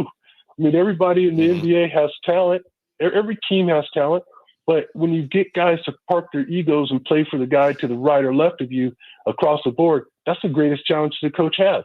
So Mike's done a phenomenal job just building chemistry here and turning this team into a winner. Sean, when we watch the Spurs tonight, give me some things you're looking for that if the Spurs do well, that means they're playing good basketball, and that means they can win the game. What should fans be looking for tonight? They played well the last 2 games of the road trip. Victor had that triple-double blocks in Toronto, which was very impressive. So the thing I noticed about that game is the previous 3 or 4 games before that looked to me that he'd hit the rookie wall. He was tired. He was asking to come out earlier than normal, about the 7:45 mark. Normally comes out about 6:30 or 6 minutes on the clock in the first quarter. He was asking to come out early. He didn't have a lot of juice. Didn't have a lot of energy. kind of regained that the last 2 games of our road trip. And if he's active on the defensive end of the floor, he's not standing around, he's going for blocks, he's in 2 or 3 places at once. When he has that activity level, we are so much better on the defensive end of the floor. And on the offensive end, we've got to play through him. He's only playing about 30 minutes a game. So when he's out there, you've got to maximize his time to the fullest, because the other 18 minutes, we're not nearly the team that we are when he's on the floor. And so those 30 minutes that he's on the floor, he's got to have the ball a lot in his hands. He's a great passer. He can shoot the 3 ball with a lot of range. He can put the ball on the floor. He's really a dynamic player, a lot of fun to watch. So if we play through him, we take care of the basketball, we don't allow you guys to get it going in the break and run us off the court, then, maybe we have a chance to make some shots down the stretch and maybe win a game. Sean, I want to thank you for your time, and I also want to say I really appreciate how well you handled yourself when Drapes clearly was trying to agitate you. When you first came on, Drapes was saying, "We're going to beat the Spurs tonight." And then he was like, "What is Pop doing?" And you were very calm. Hey, I tell you what, I was a UCLA fan growing up, Sean. So you already on my list, man. I was a UCLA fan back in the day.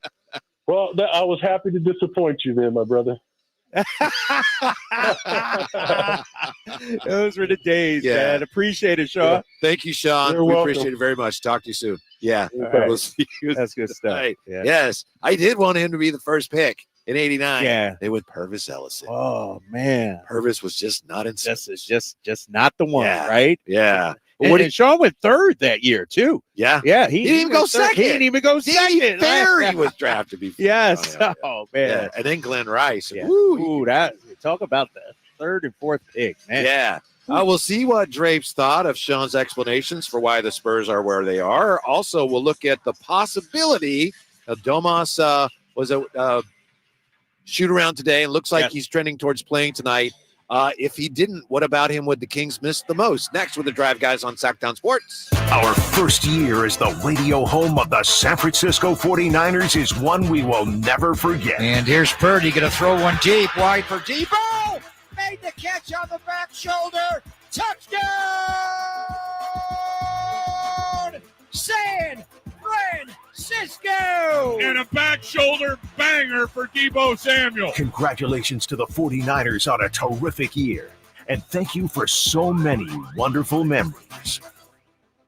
Doug Christie here. It's Folsom Lake Kia's President's Day sales event. Save on new 2024 Kias with low payments, low finance rates, and 0 down deals on approval of credit. Shop Folsom Lake Kia in the Folsom Auto Mall. Discover your dream home at Subcontractors United, your source for all home improvement needs. A talented team of home services experts is ready to make your projects a breeze. No more endless internet searches. Find your contractors in one place. Enjoy stress-free service absolutely free, with no hidden costs and no account to set up. Transform your living space into something extraordinary. Visit Subcontractors United today and experience the joy of hassle-free home improvement. Dream big at subcontractorsunited.com. Country in the Park is back May 17th and 18th at Cal Expo with Brantley Gilbert, Dustin Lynch, Jay Cohen, Walker Hayes, and more. Tickets start at just $46. Country in the Park, May 17th and 18th at Cal Expo. For more information, visit CITPFest.com. Brought to you by Coors Light, Garner Roofing, and Roseville Kitchen and Bath.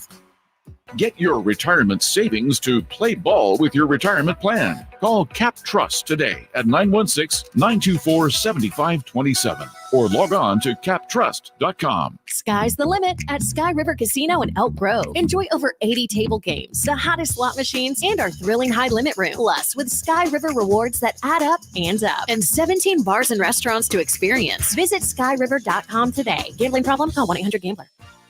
Whether you prefer thrills or serenity, the 2024 Accord from Elk Grove Honda delivers both. With Honda Sensing Standard, the 2024 Accord is once again a winner of the 2024 Car and Driver's 10 Best Cars, making Honda the winningest brand in car and driver award history. Drive a 2024 Accord Hybrid and see for yourself what the fuss is all about. We're Elk Grove Honda in the Elk Grove Auto Mall, Highway 99 at Elk Grove Boulevard. I gotta get an Elk Grove Honda. I'm getting vaccinated with Prevnar 20, a Pfizer vaccine. So am I, because I'm at risk for pneumococcal pneumonia. If you're 19 or older with chronic conditions like asthma, diabetes, COPD, or heart disease, or are 65 or older, you are at increased risk for pneumococcal pneumonia. Ask your doctor or pharmacist about Prevnar 20, pneumococcal 20-valent conjugate vaccine. It can help protect you against pneumococcal pneumonia in just one dose. Even if you've already been vaccinated with other pneumonia vaccines, Prevnar 20 may help provide added protection. Prevnar 20 is approved for adults to help prevent infections from 20 strains of the bacteria that cause pneumococcal pneumonia. Continued approval may depend on a supportive study. Don't get Prevnar 20 if you've had a severe allergic reaction to the vaccine or its ingredients. Adults with weakened immune systems may have a lower response to the vaccine. Side effects include pain and swelling at the injection site, fatigue, headache, muscle, and joint pain. For full prescribing information, please call 1-855-213-2138 or visit Prevnar20.com. Sacramento weather is brought to you by Folsom Lake Kia. I'm Tamara Berg in the KCRA 3 Weather Center. Thursday will be bright and sunny with light winds. It'll be a nice day to be outdoors. Expect highs to peak today in the lower 60s. Get the latest forecast on the KCRA 3 News and the KCRA 3 app.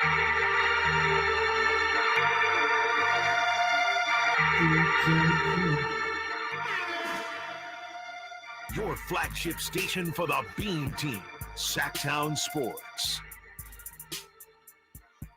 Beautiful day on the way into the arena today, as you well know if you've been outside or you have windows. We're at the Golden One Center, getting ready, of course, for the Kings and the Spurs, Whitey Gleason and Kyle Draper.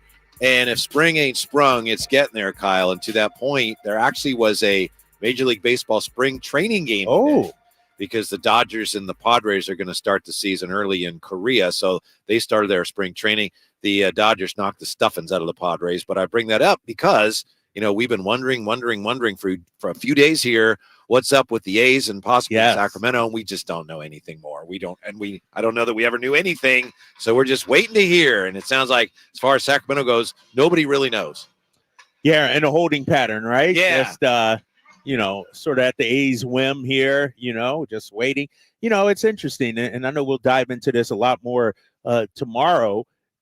Do city leaders even want the A's here? Like, have we heard from any city leaders? Have they gone on record as saying, we would want the Oakland A's to be a short-term tenant here? I think the answer to that, based on what we know, is yes. I believe the mayor was on with Dave. This was quite a while ago, huh? Okay. Yeah, and I think he indicated, yeah, we've kind of been looking into that. So, yeah, I think for the most part, the answer is yes, but there's nothing anybody can do right now as the A's figure out where they're going to go. It's just a matter of, you want to come here, we're interested. They had the meeting, and then we'll just wait and see. Right. Fingers crossed, I guess. I'm not sure I want them to come here. Yeah, I don't know the right answer here when it comes to that, But I would go watch them, I'll tell you that. If they were here, you'd go. Okay. You'd support them. Yeah, I'd go watch them. I'd go watch them. I might sneak in and look through the fence without paying. Try to get a press credential, something like that. If I got to do my job. Right. Yeah. Yeah, I hear you, man. I hear you. Yeah. So hopefully, I know Tony Clark who's the president of the Players Union, Players Association. He said, we need to know what's going on sooner rather than later, because this affects the players. Of course, we're not talking about anything till next year, but the players, everybody's saying, we need to know. Baseball saying, come on, guys, we need a decision here. And the A's they know that, they're letting us do whatever we want, basically. Yeah. And think about it too, Whitey. And not that the A's are any kind of players in the free agent market, but if they were, if you're a free agent, you don't even know where you would be playing at. And so, I mean, from a player, that 1 year deal, baby. Right. Yeah. Exactly. And even current guys on the roster right now, let's say you got homes in the Bay Area. Let's say you're in the South Bay or something like that. And all of a sudden, you're playing in Sacramento, Yeah. Is your family going to come see you? Not like it's a mess that they need to figure out soon. Yeah. So fingers crossed that we find out something one way or the other soon. I still think I would rather they stay in Oakland, but if they came here, that would be, we'd certainly have a lot to talk about. Yes. right? Yeah. We'd have Our own team, major. I mean, think about it.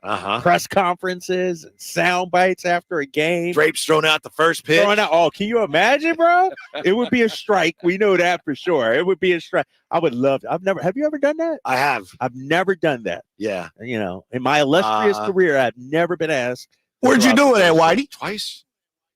Oakland. I've done it 3 times. 3 times. At the A's game? Yes. What? Yes. So the bar is pretty low down there, huh? Over there, man. They just let anybody. This was funny. The first time I did it, you know, I overthrew it. They had me, and then, you know, and I threw the pitch, and I'll tell you how it went. Then they had a guy from Safeway came out. So anyway, I throw the pitch, and I just, you know, I hung on a little too long, and bounced it up there? I skidded it in there. And it wasn't because I couldn't read, but I did. I bounced it. That's what happened. So then the next guy, you know, this guy from Safeway throws his. So I run up, and the catcher was Mickey Tettleton. I'll never forget this. He holds his mid out, and he has 2 balls, and I got to reach one, and he goes, that one's not yours. And he takes one, turns it over, big old skid mark. He goes, that was he did yours. That to yes. you? Yes. Ouch. That's awesome. Where'd you throw from? Oh, my God. That time first 2 times I threw from the mound. Okay. The last time I did it, I threw from the front. Yep. And the Jim Miller, I think, was a reliever cut. He said, "Hey, that had a little tail on it." And Bob Melvin goes, "Yeah, you better have thrown a strike." So that was pretty cool. No, that is cool. Yeah, but that was from in front, and I caught a lot of grief for that. Actually, on the A's broadcast that day, they were saying, "Man, that's pretty sweet." Ken Korak said, "Oh, perfect strike," and Vince says, "Nah, he didn't throw from the mound. It doesn't count." Doesn't count, right? Yeah. But anyway, yeah, Drapes, maybe you'll have your day at the A's. Yeah. Even with the River Cats or something like that, you know, like that'd be nice. Oh, that's easy. They haven't called me up yet. What do you mean? You probably did that about 20 times already. Couple times. Couple times. Yeah. I don't know what's going on, man. I tried to throw a curveball for some reason at a Rivercats game, and the guy was catching. His name was Britt Reams, who pitched in the majors. He was with the Rivercats, and he was in a crouch, and he says, "Oh, curveball." And he just, instead of coming out of his crouch, he watched it go over his head. Really? Like, dude, what? Just stand up and catch it. Grab that thing. It didn't, you know, it didn't bite. I didn't get on top of it. He said, "Oh, curveball, nice." So, yeah, checkered record there when it comes to first pitch. At least you did it, though. Yeah, that's pretty sweet. What did you think of Sean Elliott's explanation for why the Spurs are where they are right now? Well, to me, I'm listening to Sean. And I'm a big fan of his work. His career was tremendous. College career, followed him as well. But basically, it sounded like to me, he said Greg Popovich made a mistake earlier this season by thinking Sohan could be a point guard. Mm-hmm.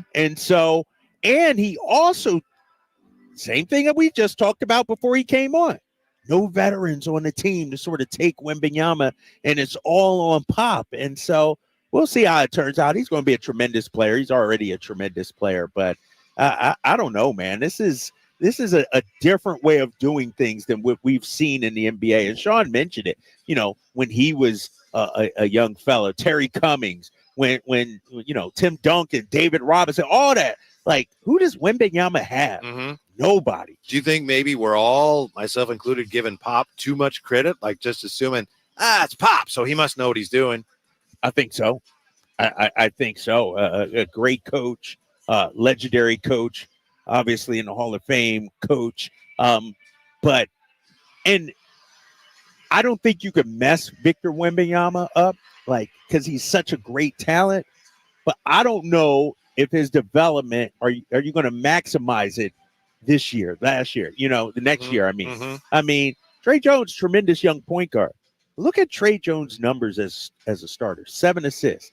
Like, Pop may have, in this case, been too clever for his own good, too smart. But, you know, I'm going to make Sohan a point guard. And to me, that wasted the first 25, 30 games of Wembanyama's tenure. By the way, on the chat here, Ryan Williams Art, I threw out the first pitch at a Giants game. Everybody lying nowadays. Go ahead. No, he did. He says it was a promo through MLB MasterCard. So let me tell you something about Ryan Williams Art. Let me tell you something. Because my daughter comes home from school threw a every strike day. to Derek Law, he says. Yeah. Right. Oh, is that what they call that? It was a little outside, I'm sure. But I guess his wife is like my daughter's history teacher or something Really? like that. Yeah. My daughter comes home from school every day. Yeah. Miss Williams says that it's her husband that's giving you a lot of crap on your radio show, Dad. And so I got a bone to pick with you, Ryan Williams, while my daughter got a B- in Miss Williams' class. I need, you know what? But yeah, true story. Seriously. I'm going to look it up right now and see what my daughter's getting in that class, because if you're going to come on our YouTube chat and try to be a part of our show, yep, a history teacher, Miss Williams here. Let me see the grade. It's not loading right now. When it loads, I'll let you know. But yeah, Nick Ryan, K and Rippon says, I can hear Drapes calling a baseball game. That ball was hit so hard, it lands in the parking lot of Mercedes-Benz in Stockton. Hey, if they're paying, for sure, I would say that. Just right? a short ride down the freeway. Just a short drive right down I-5. Yep, no doubt. We're going to look at what it's like for Drapes to call Wemby a Wemby game. How often do you go Wemby? Do you just go full Wembanyama? He's got some experience in it. Okay. Also, we'll take candidates, if it's okay with you, for Drapes Community of the Game.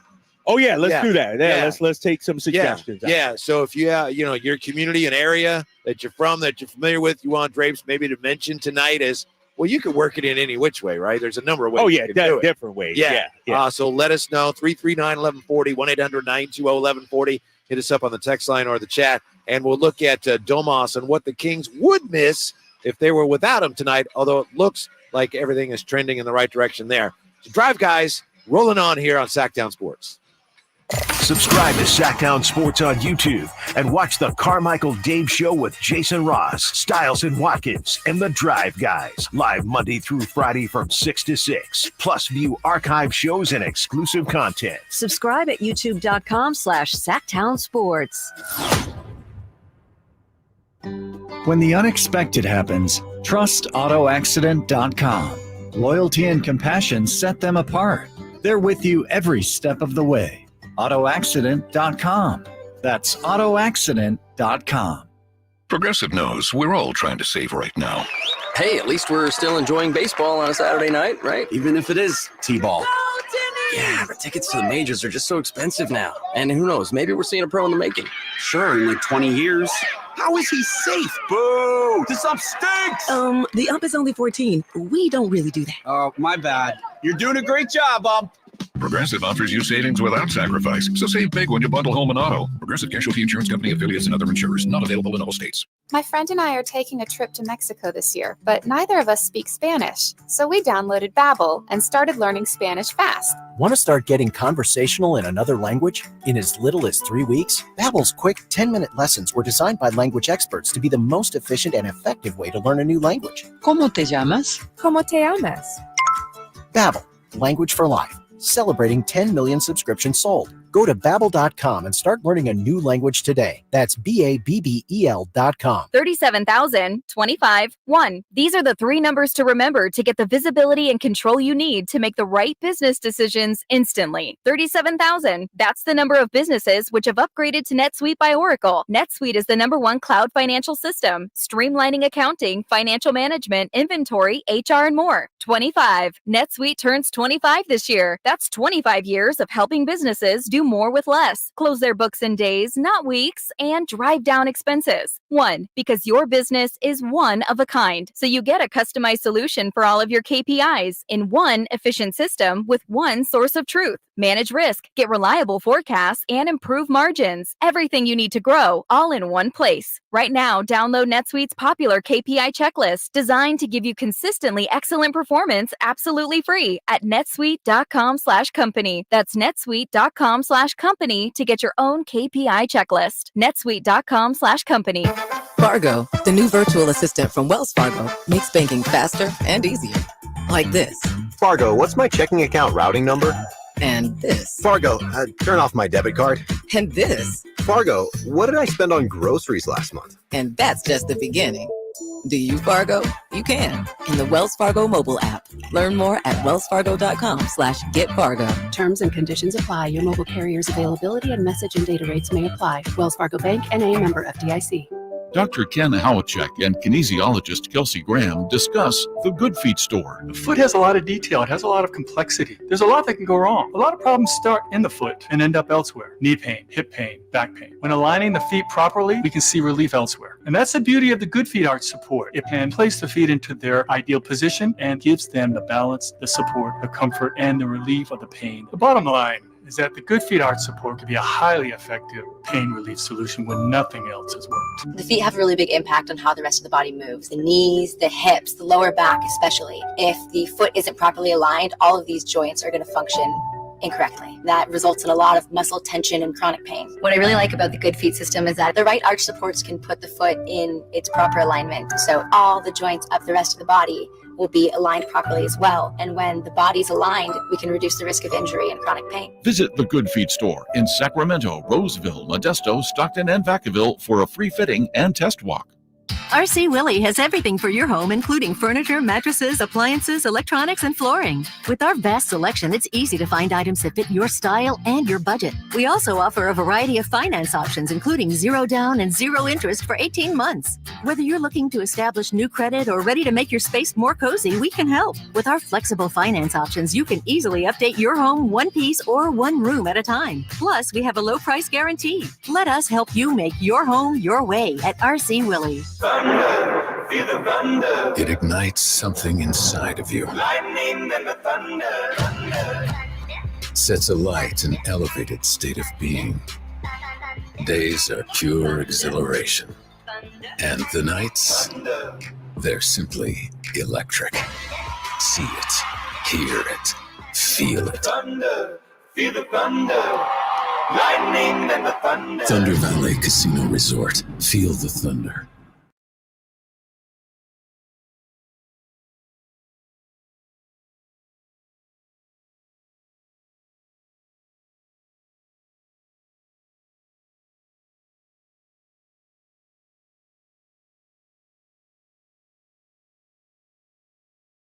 Quick question for you, Drapes.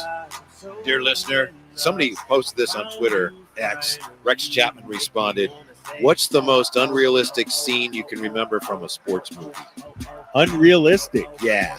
And Rex Chapman posted a scene from Teen Wolf. Yeah, that he was said. yeah. Yeah, he said werewolves don't showboat. So for me, the thing that comes to mind is in Moneyball when like Dave Justice gets traded to the A's and he has to like put money in the soda machine to get a soda because they're trying to show the A's are cheap. It's like you know, even the cheap major league teams, they don't make the players buy their own sodas out of machines. Right, in the they gotta clubhouse. carry quarters around with them or something. White men can't jump. I think it was a guy got the rebound, threw it full court to himself, and did a 360 dunk. Like the editing was so bad. It's like, how did he throw an alley-oop to himself from way down the other end? I think that's what movie. That was above the rim. Yeah, above the rim. Above the rim. Yeah, that's what I'm talking about. Yeah, above the rim. You're right, Jay. Yeah, above the rim. Yep. Yeah. Isn't White Men Can't Jump the movie where like Woody Harrelson and Wesley Snipes, they beat like Marcus Johnson? Yeah, Marcus Johnson. That's a little 2-on-2. It's like, no, I'm out. That's not gonna happen. Oh man! How about remember the fish that saved Pittsburgh? That was I do a remember great that. basketball. Julius movie. Erving. Yeah, Julius Erving. Now, if you kids out there, if you haven't seen that movie, go watch that. The fish. That was one of my favorite. Last movies season, growing the up. Sacramento. I saw it, but it wasn't that a terrible movie? It was bad. It was pretty bad, but it had Dr. J in it. It So, did. You know that. Oh, it had everybody. Yeah. It had like Connie Hawkins and Kareem and all those guys. Yes. Just making cameos. Yes. So Yeah. go check that out. Go check that out. Or not. Or not. What's the guy? Wasn't there a guy in there named Set Shot Buford? Oh, Yeah. Set Shot Buford. I remember his first name. His first name was Guy. Guy Set Shot Buford. Yeah, those were the days, man. Old basketball movies. You know what I miss though in today's life?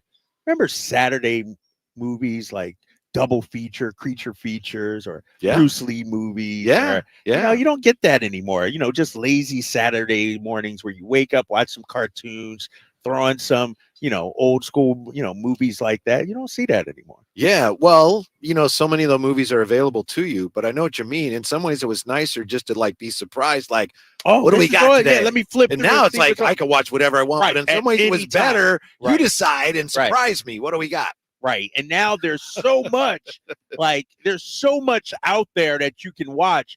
I find myself not watching anything. Yeah, because it's just too much. It's. I start a show and then I won't finish it, or and then I'm on to a different show, and so it's that's my get off my lawn old. No, man. I got you. I miss the good old days, man. I know what you mean. There was something nice about surprise me with a good movie, and all right, I'm in. Yeah, they don't make them like they used to. Some of the old black sports, Uptown Saturday Night, and some of those old Richard Pryor and movies and stuff. I miss, man.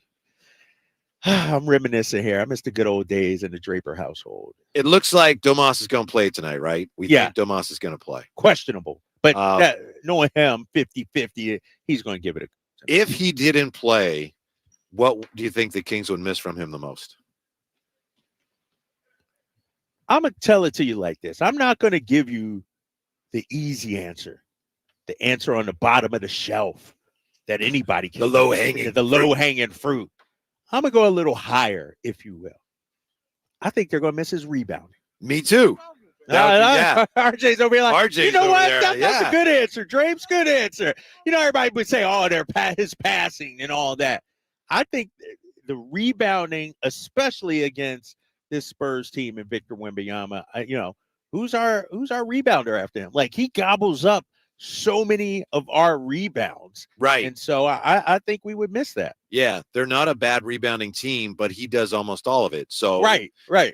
Do other guys not rebound more because he gets all the rebounds, or it'd be interesting to see.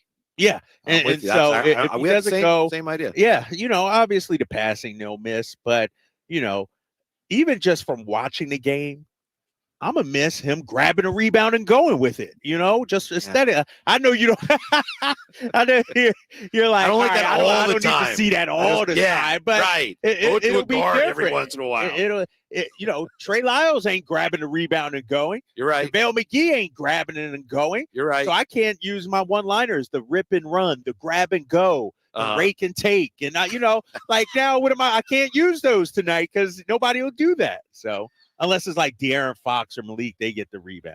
Well, how about that? Speaking of your calls, I don't know you've got a game of experience under your belt with Wemby, but do you just go Wembanyama the whole night? Or do you go, when it's fast and furious, do you go Wemby? Are there times when you can't trust yourself to say Wembanyama and you just go Wemby to play it safe? How do you play that when you're calling the game? That's a good one. What would I do? It's like the Giannis thing. I find myself sometimes I'll just say Giannis because people don't want to say Antetokounmpo. Yeah, but Giannis, do I say Victor? Do I say Wemby with the rebound? Wembanyama, Victor. I don't know. That's a good. I've said it. I said it back as November. I don't remember because Wembanyama is a mouthful. It is. To say it every time. To me, that's if you can do that. That's the high road. It's like I'm not going to be intimidated by it. Maybe I goof it up here or there, but. Victor Wembanyama. Wemby is kind of like the bailout. Oh, rebound, Wemby. Yeah. And there's an old school rule in broadcasting. You don't give nicknames to the opposing team. You don't call the opposing team by a nickname. If I'm facing, the Lakers, I'm not saying King James with the rebound, Right. It's LeBron. It's, so do I call him Wemby? That's a little homerish kind of cheesy. Yeah, I don't know what you mean. So that's why, to that point, the funniest thing to me about the NBA, I think we've talked about this before, is when somebody on the road team does something and the home announcer's like, Victor Wembanyama. Right. Basketball, Malik, come on. And, Scott Moak is the best. Yeah, he's awesome. So I'm not criticizing him, but Keegan Murray, and then that's good. Right? Yeah, that's right. Let me ask you this, because people have gotten on my case for getting too excited when an opposing team makes a play. Dame Lillard 3 comes to mind. I still feel like I got to capture the moment, the shot, and I know it breaks our heart. It's a dagger, and that's exactly what I called it. Yeah. But they some people felt I got it was too excited of a call. Like I should have did, like a Scott mode. Yeah. Dame for 3, and it's good. Pop, his call at the end of the Super Bowl. Yeah. Touchdown, and the Chiefs have won the Super Bowl. Yeah, exactly. Well, I don't have a problem with that because I know how you honestly feel about it. I know that you really do want the Kings to win. Right, and if you're being excited about a play, it's because it was a great play. It was a great play. You were not excited about it. I know that. Right, exactly. And hopefully nobody questions whether I want the Kings to win it. I mean, you see me after losses. I mean, I'm not gonna, sometimes after wins. After wins, too. Exactly. And so, that's just something you balance as a broadcaster, too. It's like, it's an iconic call. And, if I'm being real, we know it's a call that is going to be played over and over. And so you want to do it justice. Oh, see, you got to take that into account, don't you? You I do. can't forget about that. Yeah. And I'll say, like the, with that Bucks game winner by Dame, sometimes you get caught up in the emotion of the arena, like the crowd. It's a great game, and for me, I'm a fan at the core of my existence. Like I'm a basketball fan, so when something tremendous happens, I'm going to be excited. To me, it's more respectful to the game. Right. If you just give a moment its due. Is there a call in sports, especially if there's one in basketball, all time that stands out to you as like that's the best call? I wish I'd done it. And maybe there's not. That's a good one. Not really, not offhand. I what about, do you believe in miracles? Yeah, that one. That was the first one to come to mind. Honestly, if I had a chance, I think, from basketball perspective, and I'm going, let's say within the last 20 years or so. Mike Green on Steph. Yeah, Mike Green on Steph. But how about Ray Allen corner shot in Miami? To be a Heat broadcaster then to call that. That's when they had to wheel the trophy back. Yeah. All right, never mind. Because they had it already cornered off the tape and rope and everything. I picked the Spurs that series. I remember that. Yes, and so that would be an iconic call. Yeah, for sure. Yeah. All right. So tonight you're probably going to go Wembanyama as much as possible, huh? Yes. Big for you. Wembanyama. Good it's for tough, you. Though. That's a mouthful, though. But I would probably do that. When we come back, what do the Kings need from Keegan? How do they get it the rest of the way with the Drive Guys on Sactown Sports? Here for Jiffy Lube, your proud sponsor of the Drive of the Game. Listen to every Kings game for Gary Gerald's Drive of the Game call. Then listen to Jason and me the next morning for a chance to win a $100 Jiffy Lube certificate, courtesy of all the Jiffy Lube locations in the greater Sacramento area. Jiffy Lube, your place for oil changes, wiper blades, tire rotations, and more. Hey, for valuable coupons and a location near you, visit jiffylube.com. Discover your dream home at Subcontractors United, your source for all home improvement needs. A talented team of home services experts is ready to make your projects a breeze. No more endless internet searches. Find your contractors in one place. Enjoy stress-free service absolutely free, with no hidden costs and no account to set up. Transform your living space into something extraordinary. Visit Subcontractors United today and experience the joy of hassle-free home improvement. Dream big at subcontractorsunited.com. Around here at Wrangler, we are all excited for spring. The longer days, the warmer nights. When you've got your pick of shorts and jeans, either works just fine. Blue skies, open roads. Wrangler, for the ride of life. eBay Motors is here for the ride. 120,000 miles of night drives, daily commutes, and who knows how many. Are we there yet? Through countless fixes, elbow grease, and a new radiator, you kept your ride alive. With eBay Motors, you have over 122 million parts to keep it running. And with eBay Guaranteed Fit, they'll be the perfect fit every time. Plus, at these prices, well, we're burning rubber, not cash. Keep your ride or die alive at ebaymotors.com. Eligible items only. Exclusions apply. Last season, the Sacramento Kings gave us a little bit of everything. A Pacific Division type, GM of the Year, Coach of the Year, Clutch Player of the Year, All-Stars and All-NBA performers. Plus, we got to light the beam. Here's a steal by Fox, the breakaway. He's got the rip with the left hand. What does this season have in store? Find out. Each and every Sacramento Kings game can be heard right here on your proud home of the Beam team, Sactown Sports and SactownSports.com. I always wanted to learn Spanish, but I never thought I'd have the time. Then I discovered Babbel. Babbel's lessons are fun. They only take like 10 or 15 minutes, and in 3 weeks, presto, you're starting to speak another language. Like magic. I love that Babbel's lessons aren't just robots talking.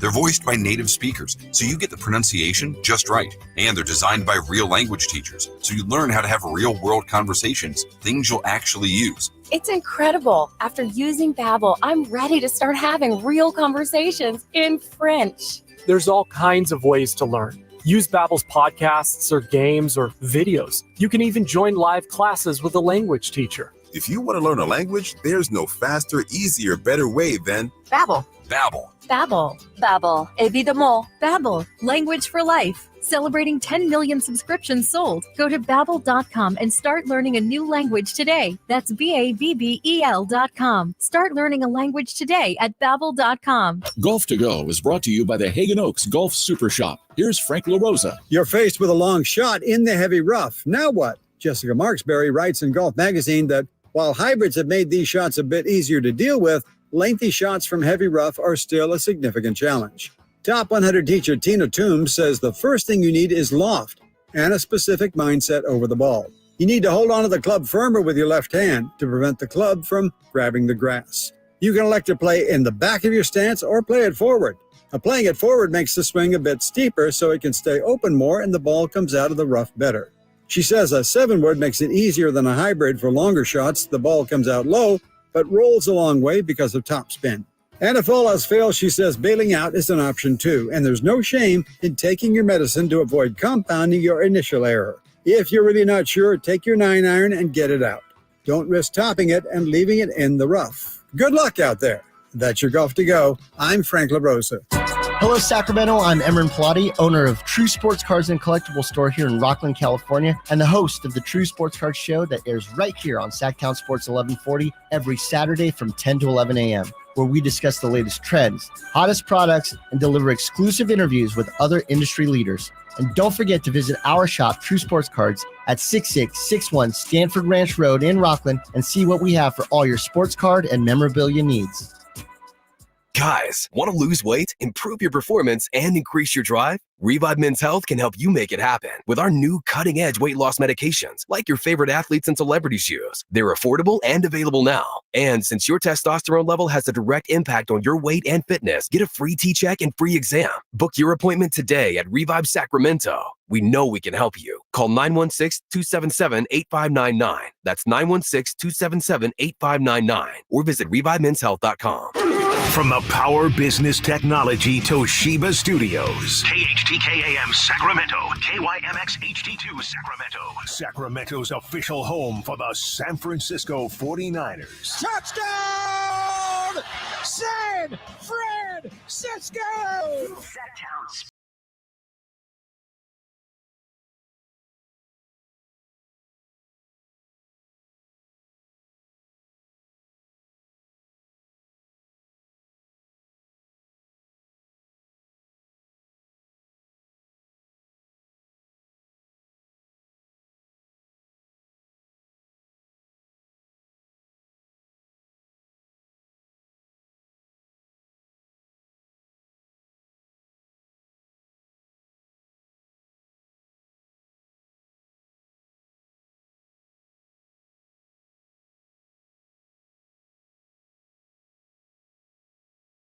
You know, that's how the Kings like to look at it. You know, I would like 4-1, to be honest with you. I know that's a tall task. I know that's a difficult thing to accomplish. But, you know, if we're going to make a run here and get a top 6 seed, I think you need to go 4-1. Yeah. For this stretch. Better get this one then, huh? Yeah. You would think. This one has to happen. I think Monday against Miami has to happen. And then where do you get your other two? You know, Clippers, Denver, and Timberwolves. I mean, you're talking about the 3 of the top 4 teams in the Western Conference right now. It's going to be tough, but, you know, hopefully the rest has helped these guys and, you know, they'll come out strong starting tonight. You know, the way the Kings have played the Nuggets this year. And you said something earlier about how the Nuggets haven't been close to healthy. Whatever. You're not worried about they don't belong on the same floor as the Sacramento Kings right now. Oh, my gosh, Jake. They don't belong on the same hardwood. If this is a first-round playoff series, man, when we preview it, let's hope it is, because that's advancing for sure. You're going to poke Jokic in the sleeping bear that he is, huh? You know how hard You're not it worried is. about him, huh? Well, I'm not, because obviously that they're a tremendous team. Yeah. But you know how hard it is the year after you win a championship, you know? Oh, yeah. It's hard to get back. It's hard to Yeah. repeat. You got to stay hungry. And no, you're right. It's kind of unbelievable. And you brought this up. When have they swept a defending champion the following year? That they got that possibility coming up on Wednesday. Yeah. How about that? Yeah. So plenty to do before then. Tonight, the Spurs, and as we look ahead to the second half of the season, if you will, it's a good point to look back on the things that the Kings were hoping would fuel improvement this year. We've talked about this, and we know this. Not a lot of those things have really happened yet. Right. One of the keys, we all agreed before the season started, one of the keys to Kings' improvement this year was Keegan's improved development. Mm-hmm. How do you think that's coming? I'm going to give it an incomplete. I'm going to say, it's. So kind of like a Jalen Hurts pass? Yeah. No, that would be an interception. No. I'm sorry. Boom, boom, boom. I just, I don't want to be too hard on my guy, but I think I expected more on the offensive end, especially. Defense, he's more than surpassed expectations. He's doing a fantastic job there. I'm just a little sad that it's sort of come at the expense of some of his offense. Right. I expected him to make a bigger leap offensively. And it's not just the points per game, like his shooting percentage is down, 3-point percentage. He was an elite 3-point shooter last season. Now he's just an average one, slightly above average. And so there's still time, but it's I wish he would have been, a little farther along the road offensively. Understandable. But yesterday after practice, your friend Mike Brown made it clear that people like you should know that Keegan has, in the coach's view, more pressure on him than any other second-year player in the NBA. Here is Mike Brown. Keegan's grown in a lot of areas, and I say this all the time. I don't know if there's a second-year player that probably has more pressure on them than he does. We're a playoff team. 9 times out of 10, he's taking the best perimeter offensive player for the other team. So we're asking him to defend at a high level in your second year. We're asking him to shoot the three. We're asking him to go get buckets from the first and second level. We're asking him to rebound, not just defensive rebound, but offensive rebound. And the pressure's there for him to do it on every play while understanding that we're a playoff team. And again, if you look at the guys drafted around him, I'm not sure if any of them have been in the playoffs yet, let alone have the pressure of the things that I just mentioned that Keegan has. So he's grown in a lot of different areas, not just one specific area. And in my opinion, he's just going to continue to get better, which is a benefit for this organization and the city. I really appreciate the way Mike Brown, when he says about the other players drafted around him, and you can tell that he's making sure he's not making a mistake. I don't think they've been in the playoffs yet. It's like he's wandering out, and he recognizes, okay, the ice is getting a little thinner here, so I got to be careful because, Paulo and Chet Holmgren and Mathurin, they haven't been in the playoffs yet, but they're on really good teams this year too. That said, what do you think of his point that the Kings were a playoff team last year, headed for the playoffs again this year, we think, and they are expecting a lot night in, night out from Keegan. And they should, 100%. I mean, I keep saying this, and everybody wants to get upset at me. And Kyle, he's playing great defense. The dude is the number 4 overall pick. He was drafted that high for a reason. He wasn't drafted number 4 to just be a role player. He was drafted at number 4 because the organization saw all-star potential from this guy. And so I believe he has it. The organization, in my opinion, believes he has it. He believes he has his family. So I'm not going to baby the guy and be like, all right, Keegan, take your time. No, Mike Brown's not babying him. Mike Brown is asking him to be an elite 2-way player. And so don't get on me. I'm not the one asking him to do all that. to much is given, much is asked, Yeah. And so that's where I think, when it comes to Keegan Murray, if we didn't think he was capable of it, we wouldn't ask him of it. We're not asking him to do anything he's not capable of. His numbers, I know it's not a lot about numbers. His numbers are solid in his second year. I think Jerry Reynolds was on with this, and he said, look, if he's playing well and the team's winning, I'm not worried about who's scoring what. The only issue for me with Keegan, I think overall you'd have to be, while thinking, boy, it'd be nice if his numbers, if his average was a little higher. That's okay. Yeah. He's still progressing. The thing is, it's like everybody else on this team virtually, he's just been inconsistent. Right. And that's the thing. It's, last year he was consistent. He went through one stretch where his shooting was off a little bit, sort of a rookie wall, if you will, but he bounced back and finished strong.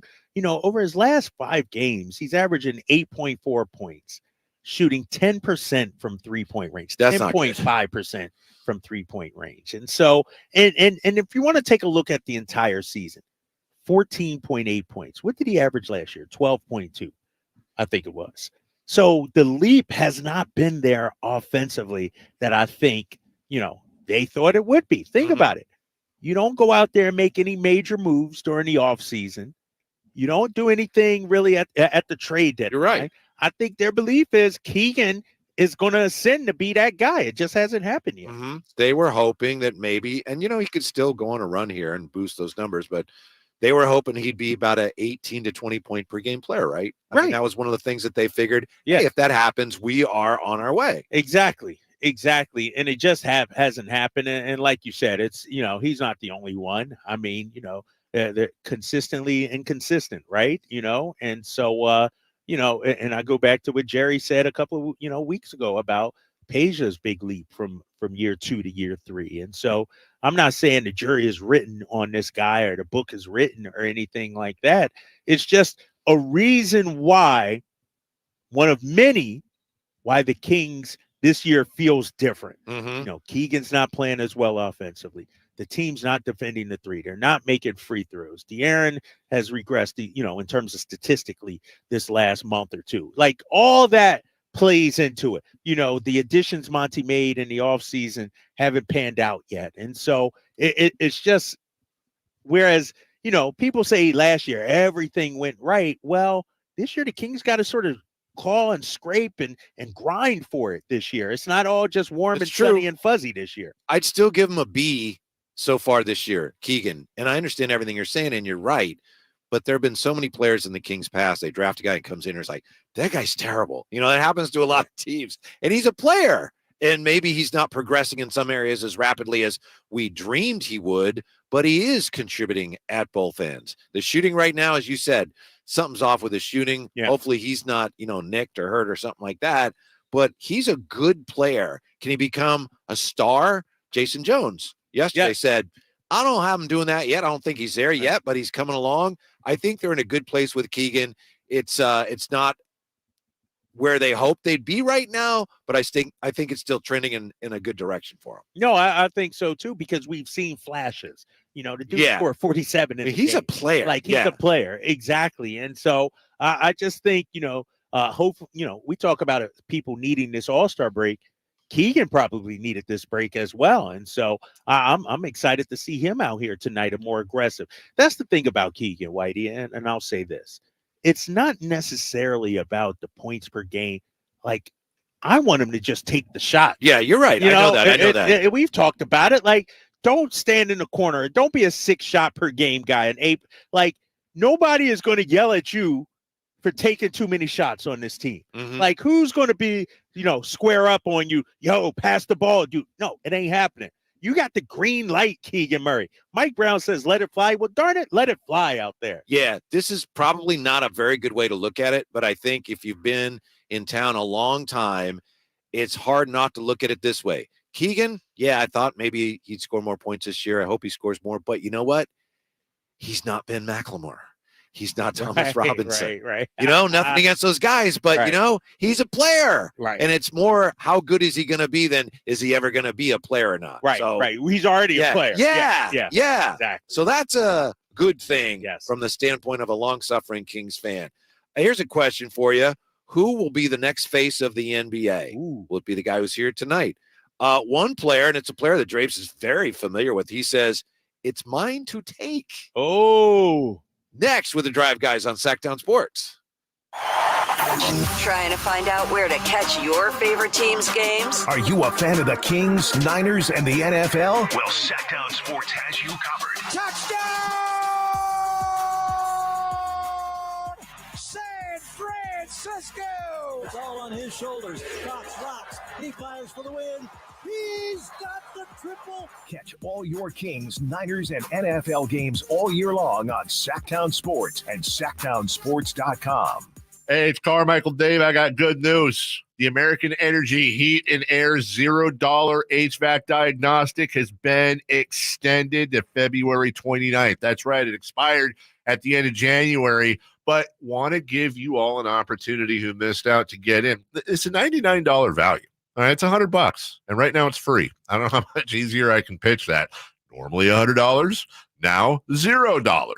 Let the American Energy team test your system, your connections, and all the moving parts of that system to make sure it's functioning properly. And you know who's going to be coming to your home?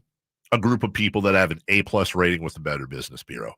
A group of folks that have been making the greater Sacramento area proud since 1981. $0 HVAC diagnostic.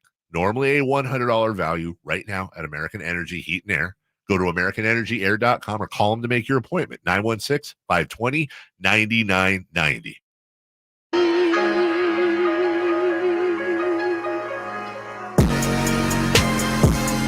Your home for Kings basketball for over 25 seasons. Sactown Sports.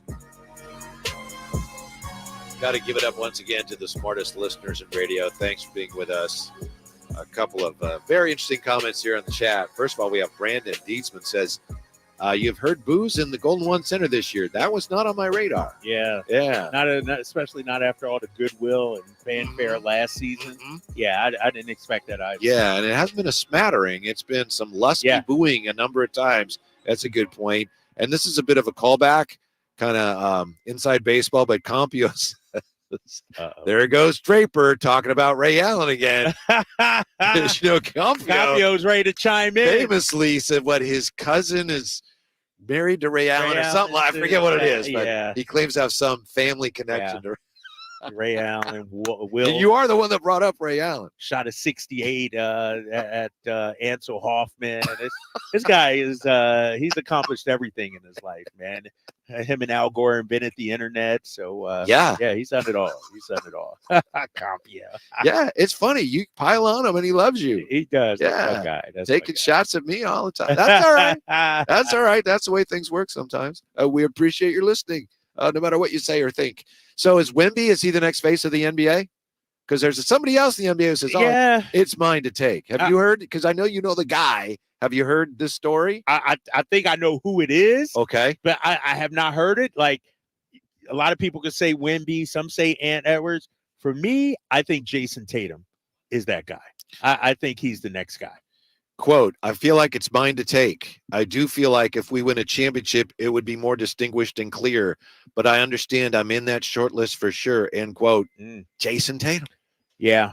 Tatum is only thing he doesn't have is the championship under his belt. And I think when you look at all the players around the league, who's the guy that could most benefit from actually winning it? Because he's right there. He's right there. Been to the finals, been deep into the playoffs, young, personable guy, has a great relationship with his son Deuce that we see all the time in videos. Like, it's there for Jason Tatum to be the poster boy for the NBA, to be the face of the NBA. Yes. And he plays for an iconic organization too. You know, a lot of people say Anthony Edwards, and Anthony Edwards is tremendous, but he's doing it for the Celtics. Yeah. Is it true that Jason Tatum named his son after Deuce Mason? No. It's not true? I'm not sure Tatum knows who Deuce Mason is. Everybody knows. I don't think so. Deuce and Mo. I was just curious about that. Deuce and Mo in the pre and post game. There you go. There you go. Because of some changes at NBC Sports California. So it'll be Deuce and Mo tonight on the pre and post game. You make great points, and I know you know Tatum, and you've seen him up close and personal, and known him for a long time. I don't see it. Tell me why not. He just had 55 in the All-Star game last year or whatever it was. Like, this guy is the That's not the best argument. All right, so tell me who instead of him. Well, Giannis. Yeah, but people love Giannis. Yeah, but and he has won. Tatum hasn't won, and it seems like to me, I have a problem with the face of the NBA being a guy whose team habitually comes up short. And you know what happened to them last year against the Heat? That was, to me, it was a little embarrassing. I picked him but to that's win. why I think he got to win, though, right? Like, yeah, that's why that I could say change a lot. A Sure, victory, a championship would catapult him. You know, if he keeps losing, no. You know, but I do think winning an NBA Finals MVP, that would come yeah. on. Oh my gosh, that yeah. guy would be untouchable, I think, in this league. It seems to me like too often you get to the postseason and he's got something that's not, he's hurt or something. Which if a guy gets hurt, I understand that. But that, you know, I thought they should have beaten the Warriors. They should have, and they didn't. They had a lead going back certainly home. should have beaten Miami last year, and they didn't. didn't. Yeah. And so that's to me, enough. when you say Jason Tatum, when he says, not you, but he says it's there for me to take, I just feel like, I don't agree with that. I think he has to go out there and earn it. Like, I think he has to I exercise. can't argue with that. There's a reason why he's not being mentioned even more, in the MVP conversation. Like, I don't understand how a guy like Luka gets mentioned over Jason Tatum. Like, Jason Tatum's playoff shortcomings are being used against him when a guy like Luka's never even been to the finals. And so I think there's you know, and I know Boston's a legacy franchise, but I also think there's some pushback against the Celtics. If Jason Tatum was wearing a Lakers jersey or a Warriors uniform, man, that dude would be everywhere. And so I do think it is there for the taking for him, but he has to earn it in the postseason. He has to, and it's interesting. I wake up every day and I watch ESPN, and I don't know why I do it because it's frustrating. It makes you mad, Drapes. Every day Don't I do say it, this. Drapes. Every day. But somebody on there was saying Jason Tatum can't just win a championship. He has to be the best player in the finals.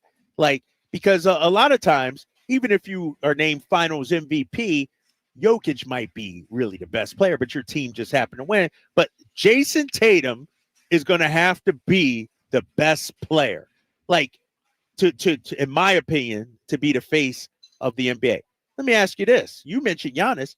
How come Jokic can't be it? Because he's in a smaller market and people just don't relate to him. Right. You know, when we're talking about face of the NBA, we're not just talking about the best player. Jokic is unbelievable. Yeah. You know, you look at what Domas is doing, and we just marvel at those numbers, and then compare them to Jokic's numbers, and they're like, wow. Right. It's Wow. Yeah. But he's, and also, I think a big part of it, if you asked him that question, you'd go, I don't want any part of it, right? Right. I really don't want to be that. Yeah. I think, you know, when you look at this era of basketball, the faces of the NBA are getting older. Like, you know, that's it. LeBron's, that's Steph, why, yeah. The Durant's, you know, in 3 to 5 years, those guys will be gone. Yeah. You know, and so then who takes over? Can it be a Devin Booker? Is it going to be a Giannis, like you said? I think it's Tatum. Maybe this guy Wemby, but he has to have some postseason success, I think. Like, if he helps lead the Spurs to a championship, I think he could become the face. And we know that the Spurs culture is such that what was that? I didn't. No, I think Jay said we got to call her. Oh, okay. Sorry about that, Jay. We're flowing right now. Yeah. We're flowing. We know that the Spurs culture, when the Spurs are playing well, you kind of end up sublimating yourself for the good of the team. The other thing I was going to say, you mentioned Luka, and you're right, but I almost maybe double over because he's just I think he's excellent but overrated. And here's the other thing: LeBron, Steph, Kevin Durant growing older. This reminds me of when Michael left the first time. There was a lot of time spent on, well, who's the next face of the league? Well, you don't replace somebody like Michael, at least not right away. Right. And when LeBron's gone and Steph's gone, there's not going to be okay, here you go. It's so-and-so. You don't replace guys like that, at least not right away. Yeah, and the thing about LeBron is it's not just about basketball on the floor. Like, his voice carries weight around the league. It's not just about who they can market the most. It's who do the players listen to the most? Like who do the players respect the most? Who's the elder statesman of the league? And so who can that be? Can it be Giannis? I don't know, man. I think to your point, there's going to be a void there after the LeBron and Curry's. There is. It's inevitable. Yeah. But at some point, somebody will be the next. Think about it. When Jordan retired, did Kobe become the face of the league? I don't know if he did. It was Grant Hill almost for a little bit, but it was not close to, Jordan's star was just so bright. And the magnitude. Wait a minute, fellas. I think Shaq was there. Yeah. Shaq was the guy.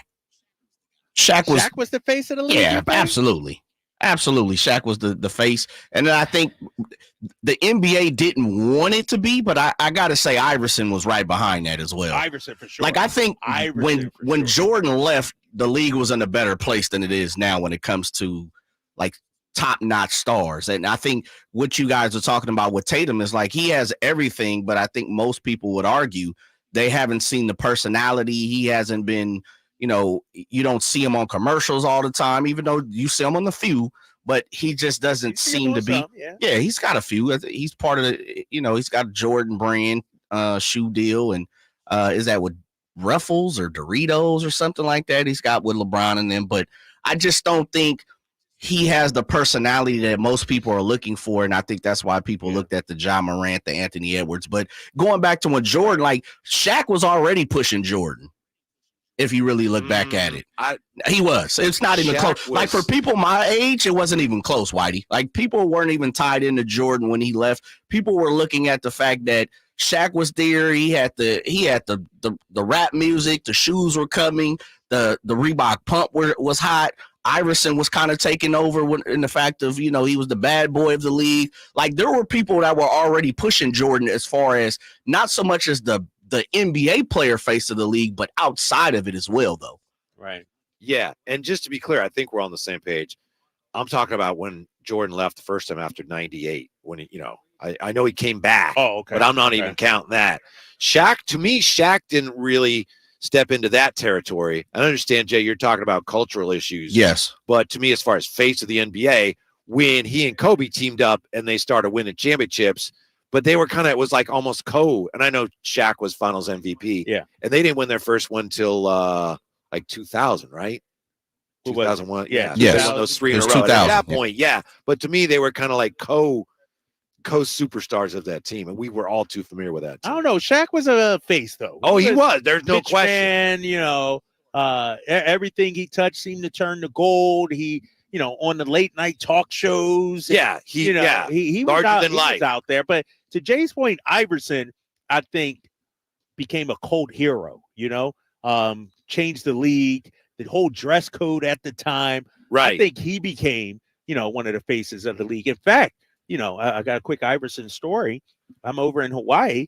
Go to the Lids in Hawaii. They got an Iverson Georgetown jersey for sale. And my son gets so excited. My son's 14 years old. He's like, "Oh my God, Dad, I got to get this." And so my son got this jersey. And it's like, to me, when we talk about faces of the league, they are guys who not only in present day, but in future generations will look back and say, "Oh my gosh." So is that Tatum? Not yet. Is that Giannis? I still don't think yet. Like, I don't know who that next guy is going to be. I don't know if I told you this, but when we were in Okinawa, we're walking down the street and there was like a sports shop and they had a jersey in the window. It was a Jordan Wizards jersey. What?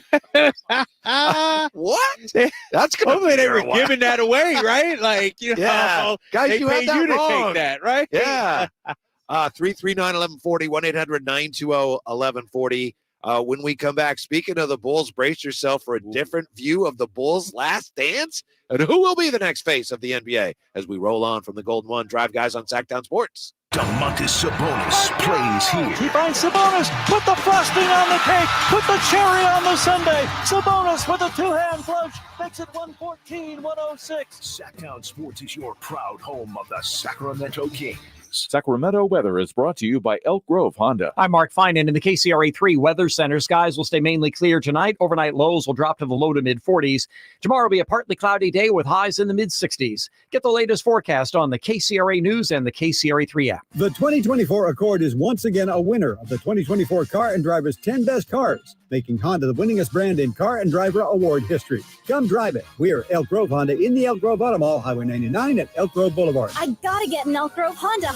It's a mystery where Old Spice finds its amazing scents like Himalayan sea salt, but I'm thrilled they have, because no other body wash exfoliates and moisturizes 24/7 like Old Spice Gentleman's Himalayan sea salt body wash. Now, if only there was a mountain range separating the Indian subcontinent from the Tibetan plateau where I could hide my Old Spice and keep my family from stealing it, my impossibly smooth skin will finally be safe.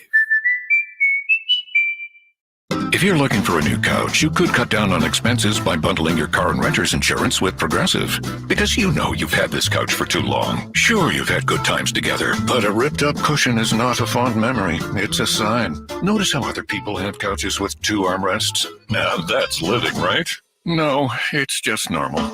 So bundle your renters and car insurance with Progressive and put the savings toward a new couch. Please, it's time. Progressive Casualty Insurance Company. Coverage provided and serviced by affiliates and third-party insurers. Not available in all states. Power Business Technology is proud to be 100% independent, locally owned, and managed Toshiba copier dealer. Local ownership cuts out the red tape, allowing ourselves to never be too busy to personally answer the call when our clients need us. Recognized for excellence in service execution, training, and customer service, we're proud to be named a 2022 Toshiba ProMasters Elite Dealer. Contact us today for all of your business printing needs at 844-POWER-BZ. That's 844-769-3729, or visit us at powercopiers.com. This year, Dell Technologies wants to help you do amazing things with their best tech. For a limited time only, save on select next-gen PCs like the XPS 13 Plus, powered by Intel Core processors, and more. Plus, curate your dream setup with great deals on select monitors, mice, and more must-have electronics and accessories. When you shop online at Dell.com/deals, you'll have access to leading-edge technology to match your forward-thinking spirit and free shipping on everything. Again, that's Dell.com/deals. The first time I tried to quit vaping, I told myself that it was like a mountain that I had to climb over. And once I got to the other side, it would be clear. But I couldn't make it over. What really got me to quit was my little sister. I saw her vaping. So I was back in the mountain, but this time she was up there with me. It's weird what you can do for others that you won't do for yourself. Every attempt is part of your story to quit for good. Visit Kick It California today at kickitca.org. Hey, what's up, everybody? It's your boy Drapes, Kyle Draper here from Mercedes-Benz of Stockton. You know, I'm loving my new EQS SUV. It's the most amazing car I've ever had.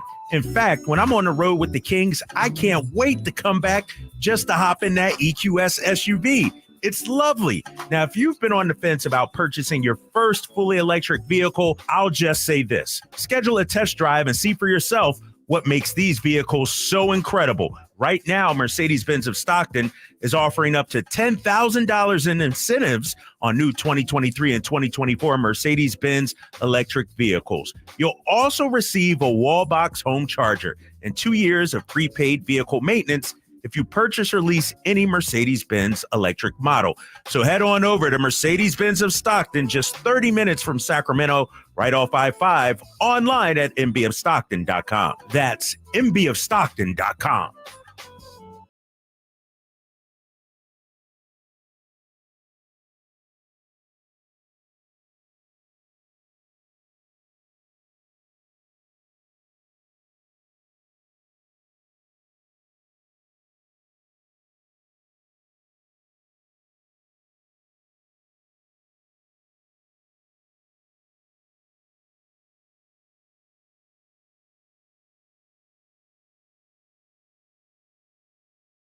Hopefully they made the best of it, but we get games again starting tonight. Kyle? Yeah. Difficult games, too. I know the Spurs aren't a good team. I get that. But these games mean something. And this is the stretch run. You know, they say, the season doesn't begin until after the All-Star break. That's when everybody gets serious, and we'll see our Kings get serious tonight. Mm-hmm. We've been talking about who's going to be the next face of the NBA. Maybe it's Wemby. Jason Tatum says it's his for the taking. The NBA faced a similar question, although, LeBron and Steph and Durant, they're still around, but the NBA faced that question when Michael Jordan left after the last dance of the Bulls. Speaking of the last dance, some of the Bulls, correct me if I'm wrong here, some of the players on that team now feel like they need to tell their side of the last dance story. Yeah. Some players have, spoke out after the last dance premiered back in 2020. Scottie Pippen, Horace Grant, Luke Longley, and they didn't like how they were portrayed in the story.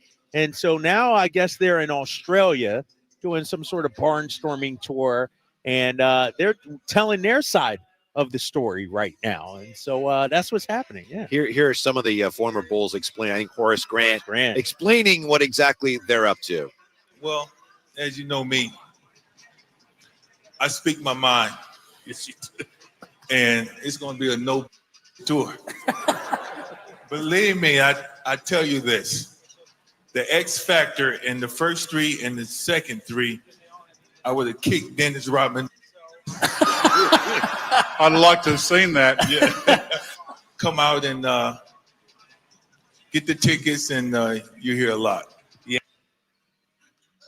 Yeah. So this is going to be a no Bull Bleep tour. Yeah. It all starts this weekend. Get your tickets now. So it's looks like Scotty, I guess Luke Longley. Luke Longley in the there's mix. Just like a bunch of them on stage with microphones reliving their side of the last dance. It kind of makes me sad that some of these players, especially Scotty, that they feel the need to do that. Yeah, but when it came out and you heard it afterwards, a lot of people thought it was a Michael Jordan, propaganda piece. Yeah.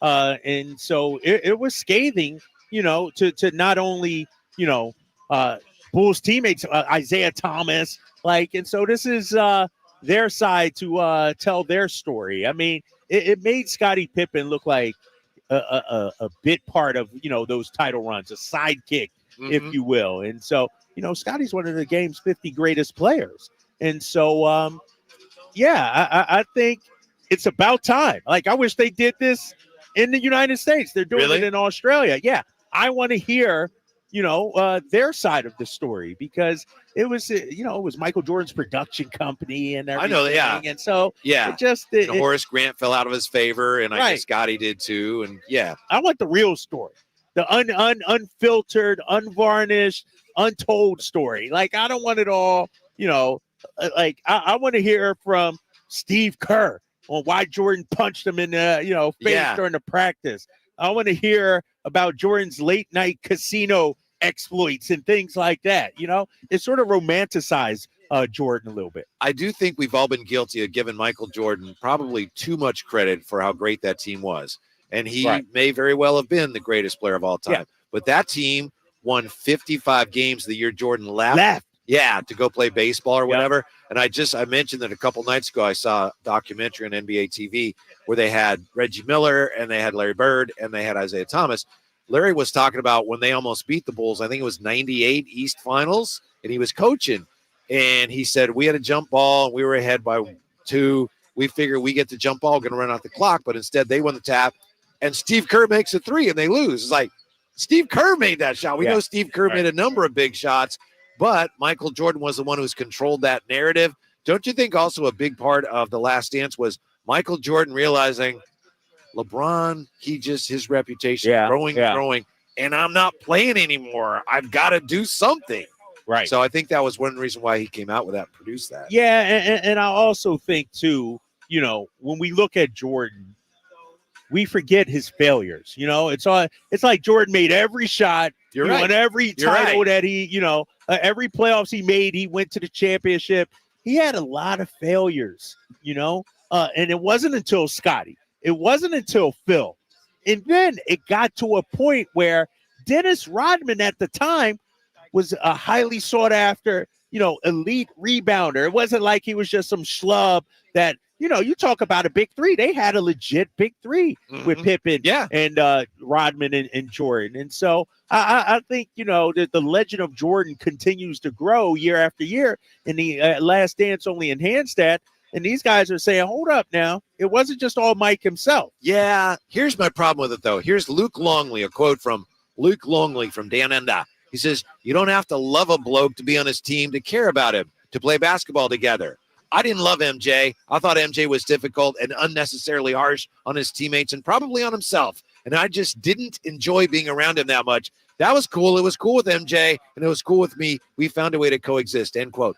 I don't care if Luke Longley had a hard time. You're Luke Longley. He's Michael Jordan. You Shut can't up. say that. If Jordan did some of those things he did back in the day today, come on, man. I know that. Jordan was protected.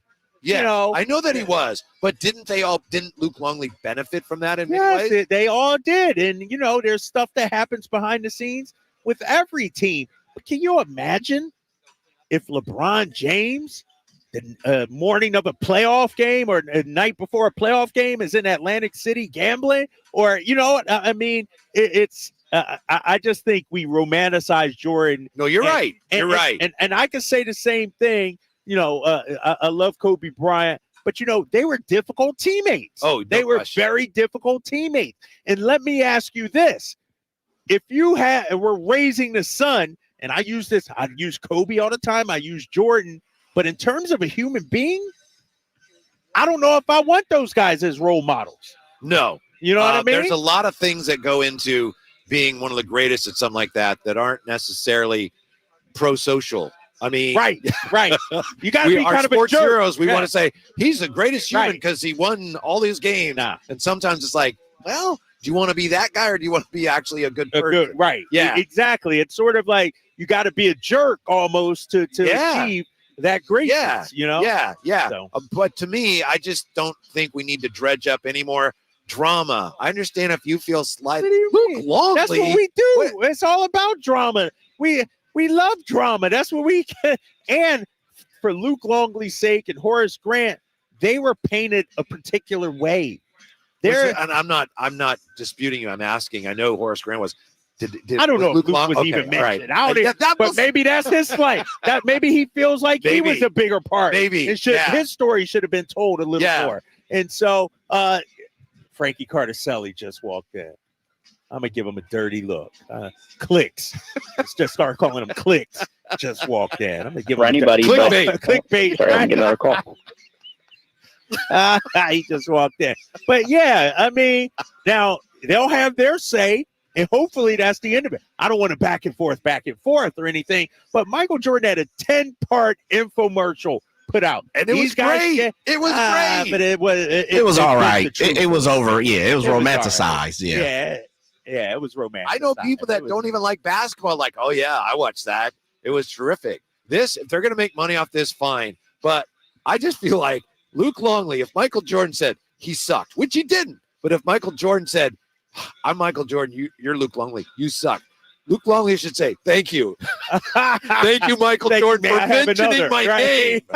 Come on, that's disrespectful to Luke Longley. I know, but hello. I know. They won championships, and they didn't win them because of Luke Longley. Man, you know what? I just think this whole Jordan love fest is overblown, man.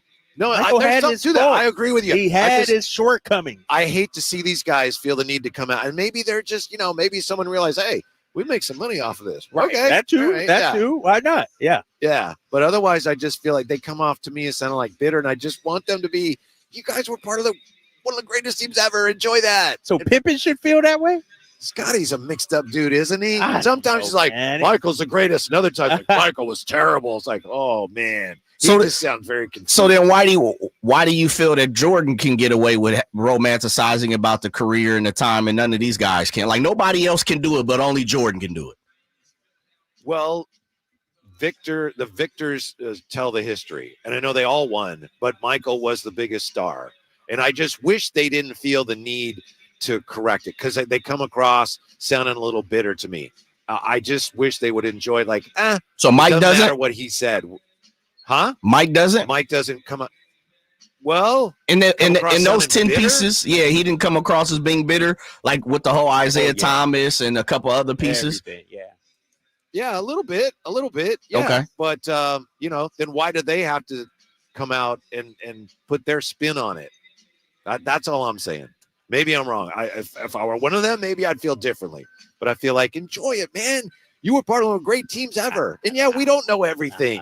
And maybe he was a jerk. Well, I think we all know he was kind of a jerk. But, hello, you should enjoy that. This is their chance to tell their story. That's what it is. That's what it is. All right. When we come back, we'll tell you the story of how being a college football player just got a lot cooler from the Golden One Center Drive guys on Sactown Sports. Did you miss any part of our live local shows? Don't worry, you never have to miss them again. Check out SactownSports.com and search our podcast page and play our shows when you want. The Carmichael Dave Show with Jason Ross, Stiles and Watkins, and the Drive Guys. Plus, other podcasts like Return of the Empire, Return of the Roar, the Stingers Up podcast, and Golf to Go with Frank LaRosa. They're all available right now on SactownSports.com. Around here at Wrangler, we are all excited for spring. The longer days, the warmer nights. When you've got your pick of shorts and jeans, either works just fine. Blue skies, open roads. Wrangler, for the ride of life. eBay Motors is here for the ride. 120,000 miles of night drives, daily commutes, and who knows how many. Are we there yet? Through countless fixes, elbow grease, and a new radiator, you kept your ride alive. With eBay Motors, you have over 122 million parts to keep it running. And with eBay Guaranteed Fit, they'll be the perfect fit every time. Plus, at these prices, well, we're burning rubber, not cash. Keep your ride or die alive at ebaymotors.com. Eligible items only. Exclusions apply. Sacramento weather is brought to you by Bonnie. I'm Mark Finan in the KCRA 3 Weather Center. Skies will stay mainly clear tonight. Overnight lows will drop to the low to mid 40s. Tomorrow will be a partly cloudy day with highs in the mid 60s. Get the latest forecast on the KCRA News and the KCRA 3 app. When it's chilly cold at night, don't just add another blanket. Add a new furnace system instead. Now for as low as $5,999 with 0% interest and no payments for 18 months. Bonnie.com. Some restrictions apply. License 696-355. Dr. Ken Howachek and kinesiologist Kelsey Graham discuss the Good Feet store. The foot has a lot of detail. It has a lot of complexity. There's a lot that can go wrong. A lot of problems start in the foot and end up elsewhere. Knee pain, hip pain, back pain. When aligning the feet properly, we can see relief elsewhere. And that's the beauty of the Good Feet Arch support. It can place the feet into their ideal position and gives them the balance, the support, the comfort, and the relief of the pain. The bottom line is that the Good Feet Arch support can be a highly effective pain relief solution when nothing else has worked. The feet have a really big impact on how the rest of the body moves. The knees, the hips, the lower back especially. If the foot isn't properly aligned, all of these joints are going to function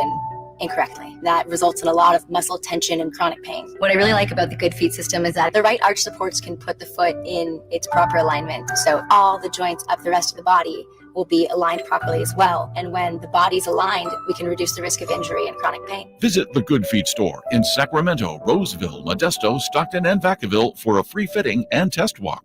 And paid for by America First Tax Group. Attention, if you or your business is behind in filing your tax returns, or if you owe over $10,000 in back taxes to the IRS, please listen carefully. The IRS does not joke around and will not stop their collection efforts. If you're tired of the IRS letters, levies, liens, or wage garnishments and would like to get a fresh start, we can help. Due to the financial hardships in the country, the IRS is making it easier than ever to settle tax problems for those who owe more than $10,000. We can help settle your delinquent tax problems, end all collections, and may even reduce your back taxes significantly. Even if you can't afford to pay your back taxes, you can still get the help you need. We've helped thousands of taxpayers just like you. But you must call 800-257-0663 today to stop your tax problem from getting worse. The information is free and the help is real. Call 800-257-0663. That's 800-257-0663. Again, 800-257-0663. Are you ready for the deal of a lifetime?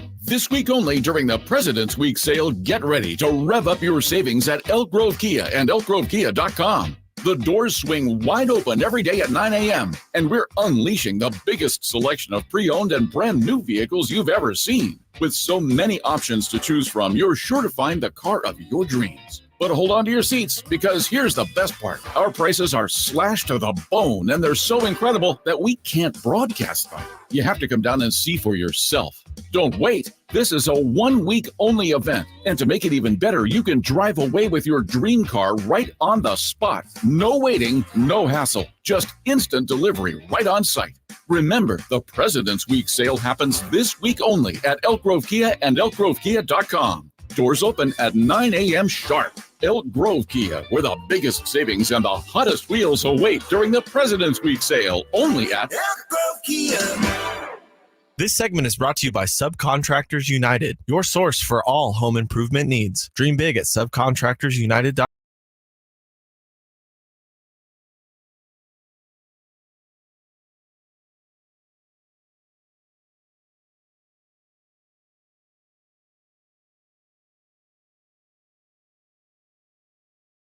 On Sactown Sports. This is what it sounds like. Black Falcon scores.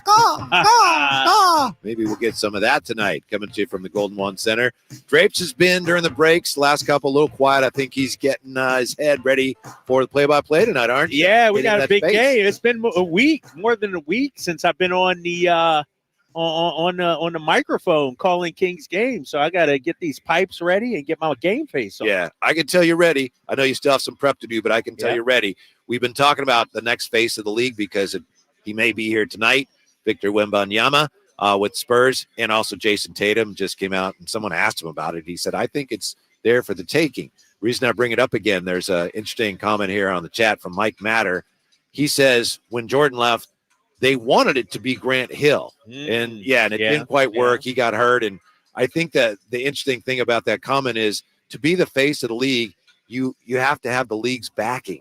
They got to push you, right? Yeah, and that's why you guys talk about Allen Iverson, and he was never going to be the face of the league because they didn't want it. Now, maybe to a lot of people, he was the face of the league individually, but he wasn't the official. They were never going to put him on that platform. Instead, as you guys said, they were trying to change him. And that's what made Allen Iverson so great. He didn't have the backing of David Stern. Yeah. He wasn't the poster like a boy. counterculture hero. It was a counterculture. Yeah. But he sold out wherever he went. He came at the proper time. We had never seen anybody like him. And now he's one of the most revered players in NBA history because of that. Yeah. That's why I think Wemby, this year I remember having some conversations before the season started about who's going to be Rookie of the Year. And to me, it's like, it's going to be Wemby. Because the league wants him to be the Rookie of the Year. Right. And just, he's putting up some great numbers. He's been phenomenal. Yeah, so you're right. It'll be Wembanyama. But I think to your point, and we'll see it. I mean, even before the All-Star game and before the New Year came, there was talk, will Wembanyama make the All-Star? So there's already sort of a push, a narrative about him, give him 2, 3, 4, 5 years, he's going to ascend to that. He's like a product or a brand that's really good for the larger NBA brand. Right, exactly. Yeah. He's global. A couple of years ago, I was having a conversation I was filling in on a San Francisco station. We were talking about this face of the NBA, and the guy I was working with, he mentioned, this was like 2 years ago, maybe 3. He said, well, what about that guy in Sacramento? What about De'Aaron Fox? And that right now it doesn't look like that's going to happen. But he at that said point, 2 years ago. Yes. When the Kings weren't even winning. They weren't winning, but you knew he was coming into his own. And remember, there was more emphasis on how, he played piano and everything. Yeah. More than just a basketball player. Yeah. And so, but I don't know, to be the face of the NBA, do you have to embrace being the face of the NBA? I think so. Yeah. You mentioned Jokic earlier. He's like, I don't want that. Right. Could De'Aaron Fox be put in that same category? He doesn't go outwardly, working with Steph now helps, signing with Clutch Sports certainly helps. But in terms of personality and wanting to be out at All-Star Weekend, wanting to be at celebrity events, it doesn't seem like that. That's true. And do you think he should? I don't begrudge him that at all, but it's an interesting point. As you say it, I'm sitting there nodding going, that's exactly right. I haven't thought about it, but yeah. I mean, he got to be true to himself, right? And I think, I don't think he wants to be that. If he was, it'd be great, but he's not, that guy. I really, honestly, I could see Tatum becoming that guy. I really could. Knowing Tatum, like I do, I've seen his evolution over the years. I've seen the way he carries himself, dapping up Jay-Z. He was hanging out with Jay-Z last year. Like, Tatum is that kind of guy that sort of straddles both NBA and pop culture, that kind of thing. He's got to do a better job with his commercials, because he's in the one commercial, but it's like LeBron's in it and Barkley's in it, with the potato chips. Yeah. There's like a whole bunch of people. He's just part of a cast of thousands. I'm telling you, man, don't let them win it, because this guy will take off. I really believe so. I mean, because his story, when you look at his relationship with his son, I'm not sure where the mom is in the picture of his son's life, but Deuce is everywhere with Tatum. And so I think, if he wins, now you're talking Good Morning America. You're talking all these other shows. If he wins. If he wins, yes. Real quick, I wanted to get to this, and I appreciate Jay pointing this out. Would you do this for over 11,000 college football players? Thursday is going to be the first chance to opt into EA Sports' new college football game and get paid for it. So we're talking about all 134 FBS schools, right, have agreed to be in the game. So, if you're a center from some small school, you can sign up for this, and you would get $600 from EA Sports and a copy of the game. Heck no. You wouldn't do it? $600? Chump change. Like, now, if you're some offensive lineman at a small D1, right, maybe, because they could do the game with. But if you're, Caleb Williams this last year, or somebody that's like it. that. I mean, they're gonna wait. Those guys are wait. Yeah, that's nothing. But if you're, Scrub Henderson, which what I'd be if I played college football. Scrub Henderson's like, sign me up. Where right? can I get me on that? Well, I got game on before there? they change their mind. Oh, yes. It depends. I would on do it just for the game. Which level of player you are. You might not have a pro career or anything like that, but how cool would it be? To have your name in a video game and show your kids. But if I'm one of the top dogs, heck no, $600. No, I know. Especially with today's NIL money, what's $600 going to do for me? How much money do they make off of these games if they could pay all those people that much, and knowing that they're going to have to pay the bigger names a lot more than that? There you go, right there, Whitey. How much? Like, if they're okay with paying that, how much must they be making from it? We're talking again more than 11,000 players. Wow. Yeah. That's still not a lot, though. When you talk 11,000 players times 600. So you think even Scrub Henderson should say, Scrub Henderson, nah. That's not enough for No, Scrub. but they'll just make the game without him, though. Like, I know. That's why he's got to jump on it. You need the top tier guys to advocate for you and be like, no, if I'm getting $2 million, Scrub Henderson should get $500,000 or whatever it may be. To arrive at the $600 payment, Sean O'Brien, who's the EA Sports Vice President of Business Development, he said they looked at deals completed with other sports titles, including the Madden NFL series, NHL series, and the company's soccer game. So the college football deal comes with no expectation of services provided by the athlete and will be guaranteed regardless of the game's success. So, Scrub, you don't have to do anything for us. And doesn't matter if nobody buys this game. Here's your $600 and your copy of the game. And a copy of the game. Jeez. How nice of them. 600 and a copy of the game. But before I wasn't getting anything, Drapes, and now I can get $600. 600 doesn't move the needle in today's lifestyle, man. $600. Yeah, blow that, one night out on the town. Like, so does Scrub have to wait? What if Scrub says, no, it's not enough? And then there's some sort of, they're not going to unionize per se. That's what I was going to say. They need to unionize. Yeah. And then they come up with some settlement, but it turns out that, but all the Scrubs don't get nothing. They don't get anything. Oh, well, you just miss out on $600. But a spot in the game, though, that's more valuable to me than 600. Like the ability to say, look, I'm in this video game. The bragging rights you get with that is more than, worth more than the $600. Yeah. And that's something, the whole story of show my grandkids. That would be pretty cool. Right. That would be pretty cool. Yeah. That would be pretty cool. Look at that. Scrub Henderson. Grandpa, you're in the game. All right. The G-Man's ready, reporting for duty. Ready. Yeah, we're gearing up for game time. The Kings have two big issues staring them in the face. Can they fix either one? We'll dive into that in just a moment here from the Golden One Center with the Drive Guys. Kyle Draper, Scrub Anderson, Sactown Sports. The only place you'll find Harrison Barnes is Sactown Sports. He's got the bucket at the buzzer. Harrison Barnes. Hey, Sacramento, it's Harrison Barnes, and you're listening to the home of the Sacramento Kings, Sactown Sports. Your local sports leader. Guys, want to lose weight, improve your performance, and increase your drive? Revive Men's Health Sacramento can help you address the root causes of weight gain, low energy, poor drive, and performance issues. And since your testosterone level has a direct impact on your weight and fitness, we'll give you a free T-check and free exam at Revive Sacramento. Imagine upping your game, losing weight, and getting in shape all at once. Revive can help you make it happen with our new cutting-edge weight loss medications, like your favorite athletes and celebrities use. They're affordable and available now. Weight gain and low T are treatable conditions. We know we can help you. Take that first step and book today. You're only one step away from getting in the best shape of your life. Call Revive Men's Health at 916-277-8599.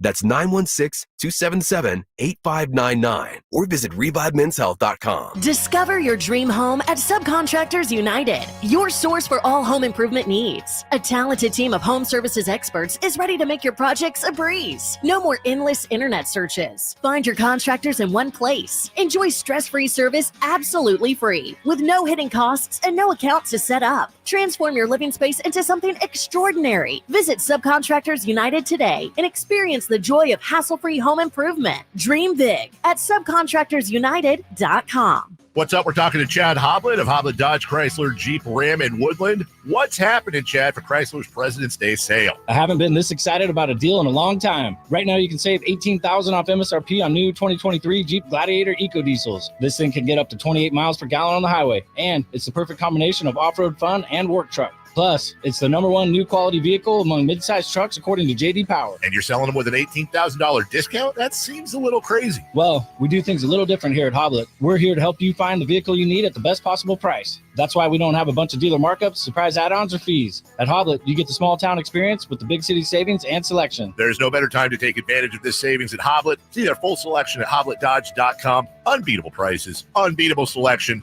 Nobody beats Hoblet, period. At Hoblet, you get the small town experience with the big city savings, selection, and no surprise hidden fees. 18,000 total net savings after 11,096 factory rebates and 6,904 dealer discounts. Rebates may include 500 first responder bonus cash. Must be current member of eligible first responder association. Qualify 5 at this net savings. Sample VIN 553-385. See dealer for details. Jerry and Kenny here from Bell Brothers, the No Surprise guys. We love that old song, Respect. You know, RESPECT. It's a good song and a good business philosophy. At Bell Brothers, everything we do is designed to show respect for our customers. We show up on time out of respect. Our technicians are clean-cut, friendly, and wear identification badges out of respect.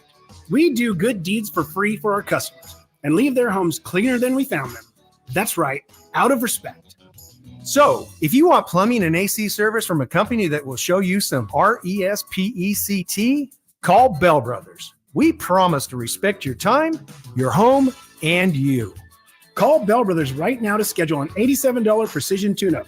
Or call if you have plumbing problems. Our number is 916-444-1234 or find us online at thenosurpriseguys.com. The No Surprise Guys, Bell Brothers. From the Power Business Technology Toshiba Studios, KHTK AM Sacramento, KYMX HD2 Sacramento, the only station in Sacramento giving you local sports coverage from 6 a.m. to 6 p.m. Monday through Friday. Sactown Sports.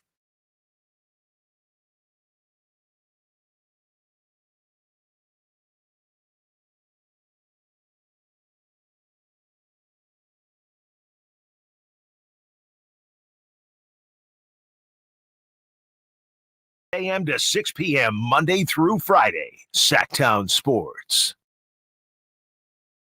He's a one-on-one player. I don't think there's a specific player you say, oh, we've seen this before in this guy or that guy. I think he's a mix of a bunch of different people, but at the end of the day, like I said, he's a young player. He's still developing into who he is. I think he'll continue to kind of navigate his own lane.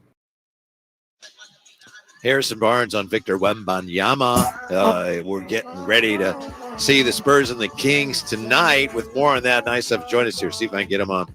camera with me. There he is. The building. Liar. Let me tell you something, Kyle Draper. If this guy were on those Bulls teams, he would not be going out with Luke Longley and these guys and going on tour to complain about Michael Jordan. I don't think. Let's find out. The high flyer. What's happening, Henry fella? Turner. What's going on, man? Hey, What's up, big dog? did you hear about this tour those guys are going on? No. Okay, so it's Longley and Horace Grant and Scotty and a bunch of them. I'm not sure who all they are. And they're going on a tour in Australia, and they're going to go up on stage, and then they're going to tell everybody, no, Last Dance, that wasn't what it was like. We didn't need Michael Jordan. Yeah, we didn't like Michael. No, they didn't. No, they didn't say that. And I Why think that is so sad. Come on. Luke Longley was talking about how Michael Jordan, I didn't really like him, but we got, to me, Luke Longley should just shut up and just be happy. Man. Well, what you play? What do you think? You know what? Let's just put this out there. If it wasn't no Mike, Luke who? Exactly. Luke who? Come on. So what about Scotty? Exactly. Should Scotty just shut up too? You know what? Scotty has a legitimate beef, man. But I'll tell you what, Michael and Scotty got other issues besides what was just said. Yeah. In the last. Yeah. Okay. I mean, they got family issues, They man. do. That's going way past that. With the Laura Pippen situation. And Yeah. They got beef that goes way past just basketball. So I think Scotty's just disgruntled. But, come on, man. Come on, bro.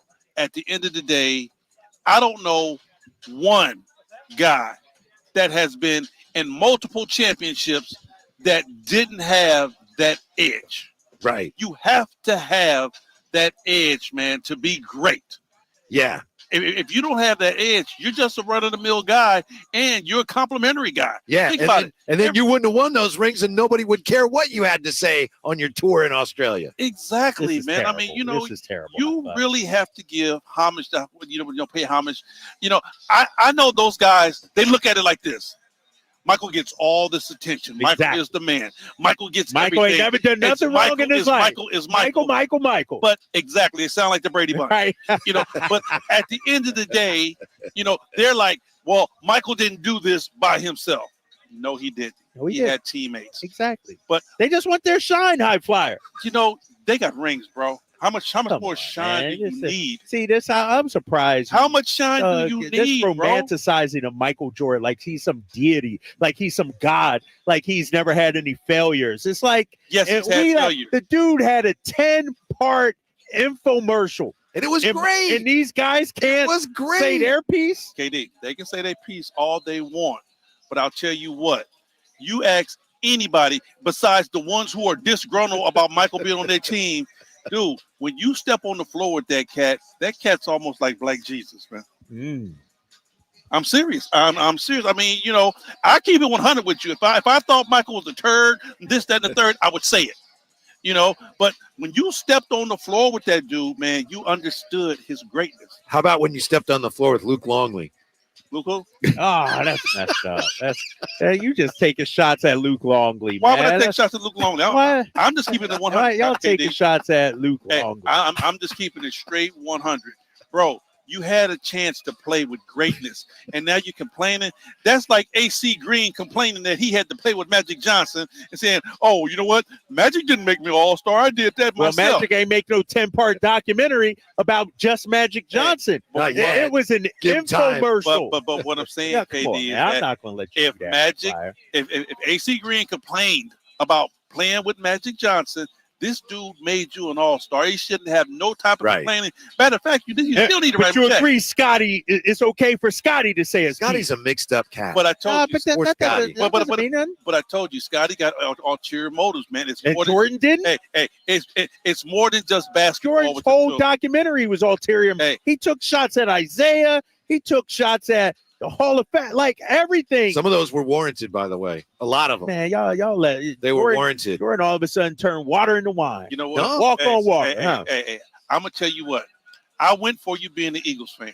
I can't badmouth Jordan. Hey, I went. Y'all scared of Jordan. You were scared of Jordan as a player. Talk to him, Drake. For you. Were you scared? I went for you. Bad mouth of my Niners. I went for that. But bro, I'm gonna tell you what, man. I'm gonna hate to smack the spit out Mike your got mouth, you man. shook too. You keep talking Mike about got you shook. You keep talking about number one. He got you shook. No, he ain't got me shook. I'm just calling it what it is. That's hey, that's like saying Kobe Bryant wasn't the exact same way. I tell you, I think Michael Jordan. I think Michael Jordan is one of the most overrated athletes ever. Lord, and here's why. I second you, Drapes. I'm with you, brother. You know what I'm talking? Like it's like this dude ain't have no failures. Like this dude ain't get bounced in the playoffs. Like Larry Bird didn't whoop him up. Like Isaiah Thomas didn't smack him up. Like he won something without Pippen. He won something without Phil Jackson. Come on, man. Michael was great. He was amazing. I get it. But don't act like this guy was outside of playing basketball.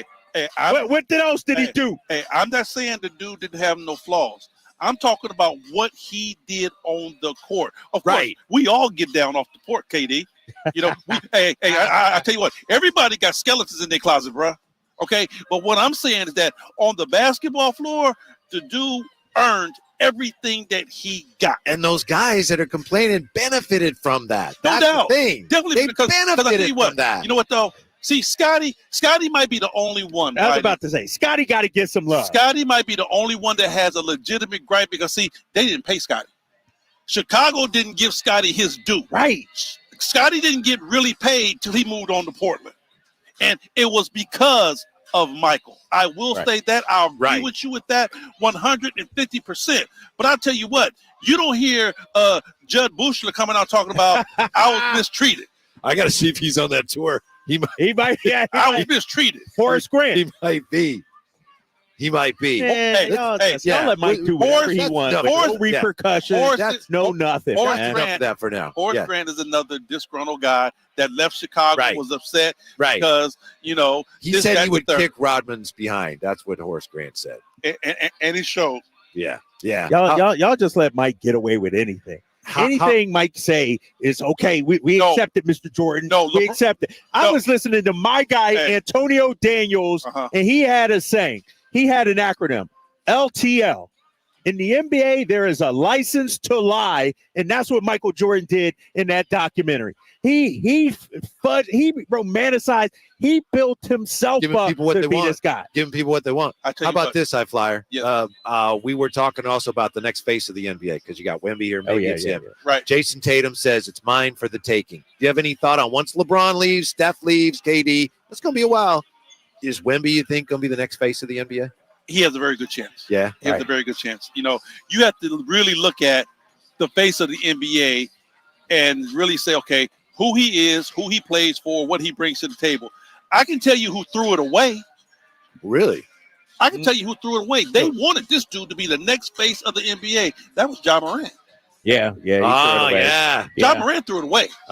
They had already stamped him because, see, you know, the reason why you have to be very careful because, for one, you have to be a likable guy. Mm-hmm. And before Ja went crazy, he was a likable kid. And you got the league has to want you to be the guy. They got to be in your corner. You got to be a guy that's running your team. Yeah. You have to be a guy that has a flashy game. If you don't have a flashy game, it's not going to work. Yeah. No, you got to have that. You know, that's why Jokic won't ever be the face of this NBA because his game is not flashy enough.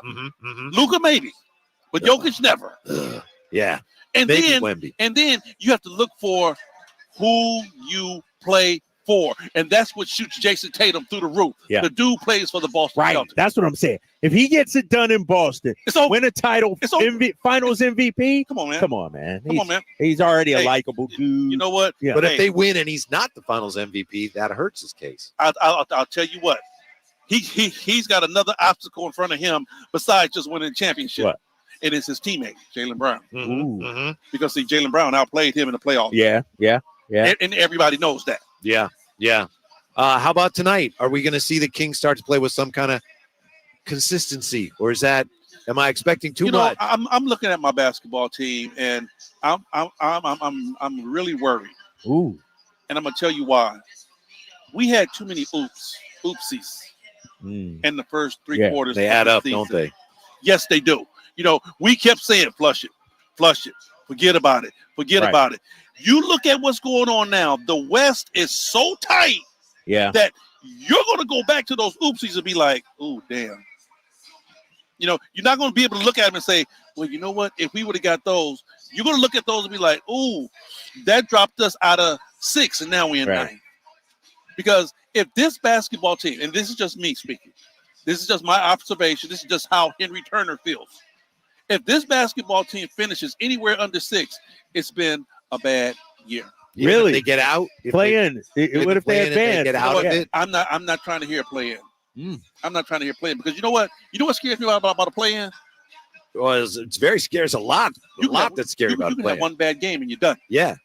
Okay. That's why if you're 7th or 8th, though, you get 2 shots. I listen to you guys. Yeah. You know, I listen to y'all show. Y'all my boys. I like you. Okay. You know, and I heard what KD said. KD said, you know what? It might be a better road. It might be a better road. But I'll tell you what. You heard that. Hey, okay. I'd much rather go 7 games, or With at least Clippers. you got 4 guaranteed. At least you got 4 guaranteed to go 4 than to play one game, so have a bad game, and you out. If you the 7th seed and you out, and the Mavericks the 8th, you worried about that? You get 2 chances. Our team? Yes. 2 shots. Wait. Our team? All right, I got my Wait. You must just see what happened in Houston. You must just see what happened in New Orleans. No, you talking bringing up old stuff. What happened. You bringing up old stuff, High Flyer. This is a new day. It This is the final 28 games, baby. What I'm saying is it happened. I would much rather for this team to finish in 6 and go up against whoever, a juggernaut, and maybe get bounced. You might instead of advancing, instead of beating Dallas 7 and facing OKC in the second in the first round of the playoffs and beating OKC. It's not a guarantee you're gonna get Dallas that easy. Okay. It's not a guarantee of that. Who do you think they're most likely to pass to end up 6? Because right now, obviously, they're behind. They're behind Dallas. They're behind Phoenix, and they also have Pelicans right there. You know what? Who are they going to pass, in your opinion? They need all of those. They really do. I mean, the Pelicans has had our number. Yes. So you don't want to see They have them. your number, your passwords. Yeah, exactly. Yeah. All of that. The key to your back door. You really don't want to see them. And Dallas is that scary team because if Luka and Kyrie both get it clicking, it's like, ooh-wee. You know, our basketball team, and this is the problem that I had when we start dropping those games, KD, because I wanted a basketball team that takes control of their own destiny. I hate being in a season to where, okay, we got to win this game, and now we're looking to see what Dallas does. We need help. Yeah. And then we got to just be in there. Yeah, you take it like last year. We had control of our own destiny. It was like, man, we there. We ain't worried about what New Orleans does. We're not worried about what the Lakers do. We there. That's where I wanted this team to be at this year, man. But we're in a different type of situation. But I'll tell you what, if they come out and they play basketball the way that we know, and that's going to be with the word a big capital C, consistency. They have to play consistent. Harrison Barnes, I'm sorry, you have to be that guy.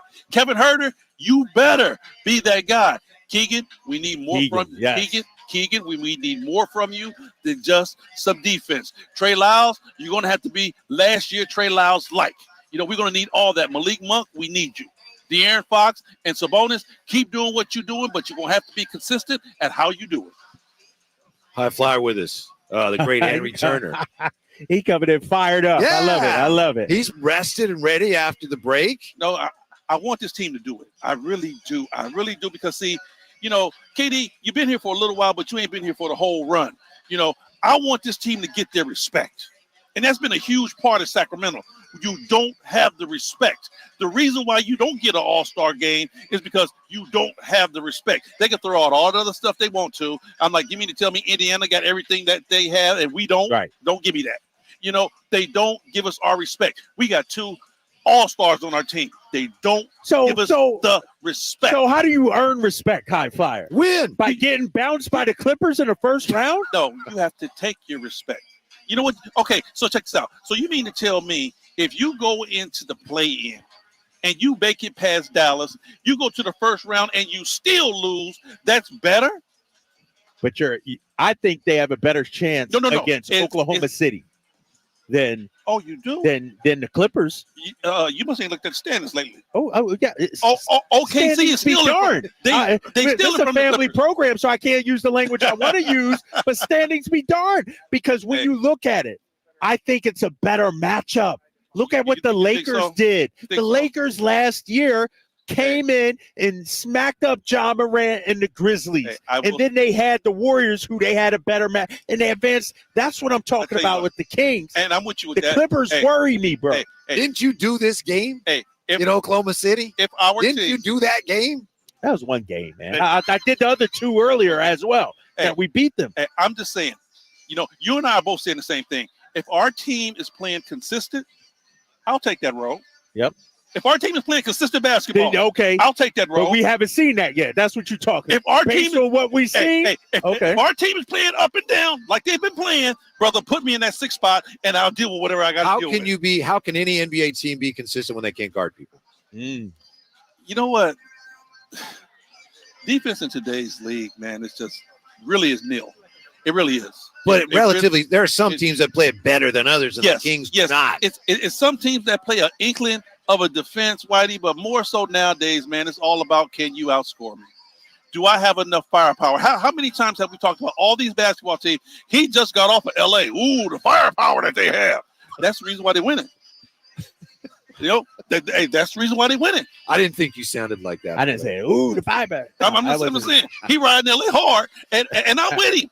I'm with him on that. When you look at what the Clippers have, come on, man, it's no reason why they shouldn't be championship or bust. Right. They got 4 first ballot Hall of Famers, man.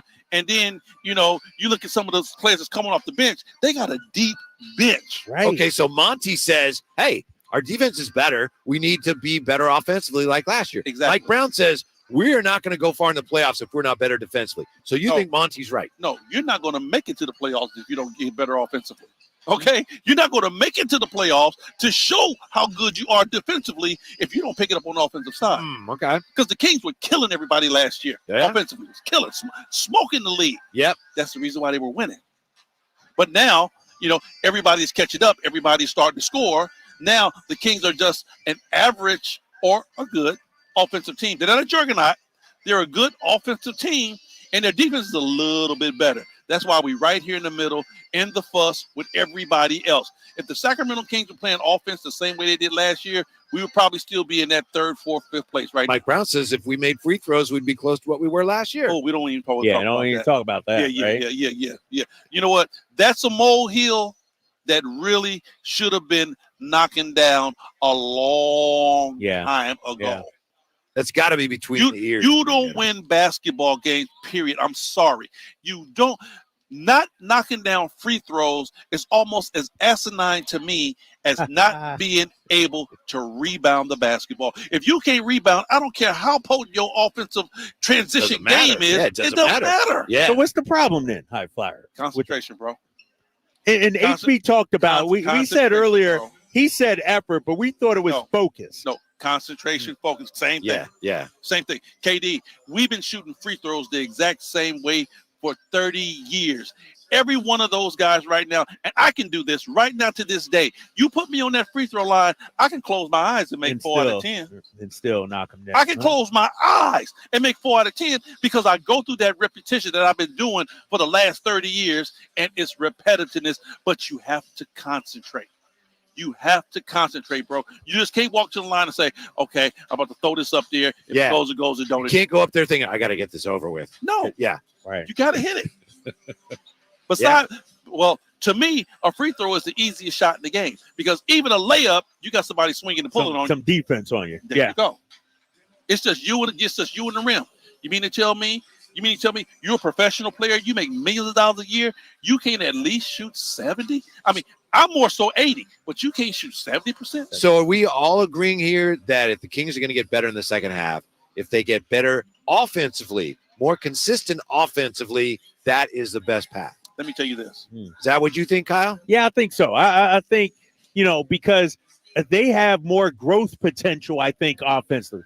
Defensively, High Flyer, I think they can improve. Yes, I think they could defend the 3 much better, but you got to start by defending your man. But I think offensively, they've taken the step back. Defensively, the numbers are pretty much similar to last season in terms of defensive rating. They're a little better. A little better. Yeah. Exactly. It's offensively is where they've taken a big step back. Here's the question right here. And this is a question that answers a question. if Kevin Huerter was averaging the exact same thing he averaged last year, if Harrison Barnes was averaging the exact same thing he was last year, if Keegan Murray numbers was the same as they were last year, are we even talking about how good the offense is? No. Are we even talking about this? No, because you're winning basketball games, and now you're talking about, okay, there's other things. Now you know what? The free throw shooting really shoots up higher on the priority list.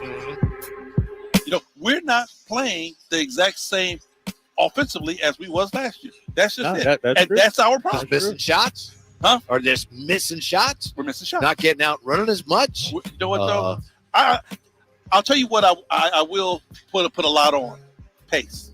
Yes. I don't think our pace is the same. Whenever you see the Sacramento Kings step on the accelerator and they go up and down, up and down, up and down, good things happen. Especially because, a moment ago you mentioned, hey, you got to rebound. They are number 1 in defensive rebounding percentage in the whole league. Number 1. So you have opportunities to run. Yeah, the opportunities are there, and they're not taking advantage of it. And I tell you what, when they get up and down, you see the best out of each and every last one of our players. The problem is when, and we've seen it, when Phoenix goes small, we walk that ball up, stop, 2, 4, whatever call they make. We run a half-court set, and we're terrible at it. But when we get that ball and we kick it out, Sabonis get it, and he drives that ball on the floor, you got De'Aaron on one side, you got Monk on the other side, you got Keegan Murray trailing. That's Herder, and you got that. Bro, that's when you see the best. Right. But when we start walking that ball up, I'm like, oh, Lord, here comes.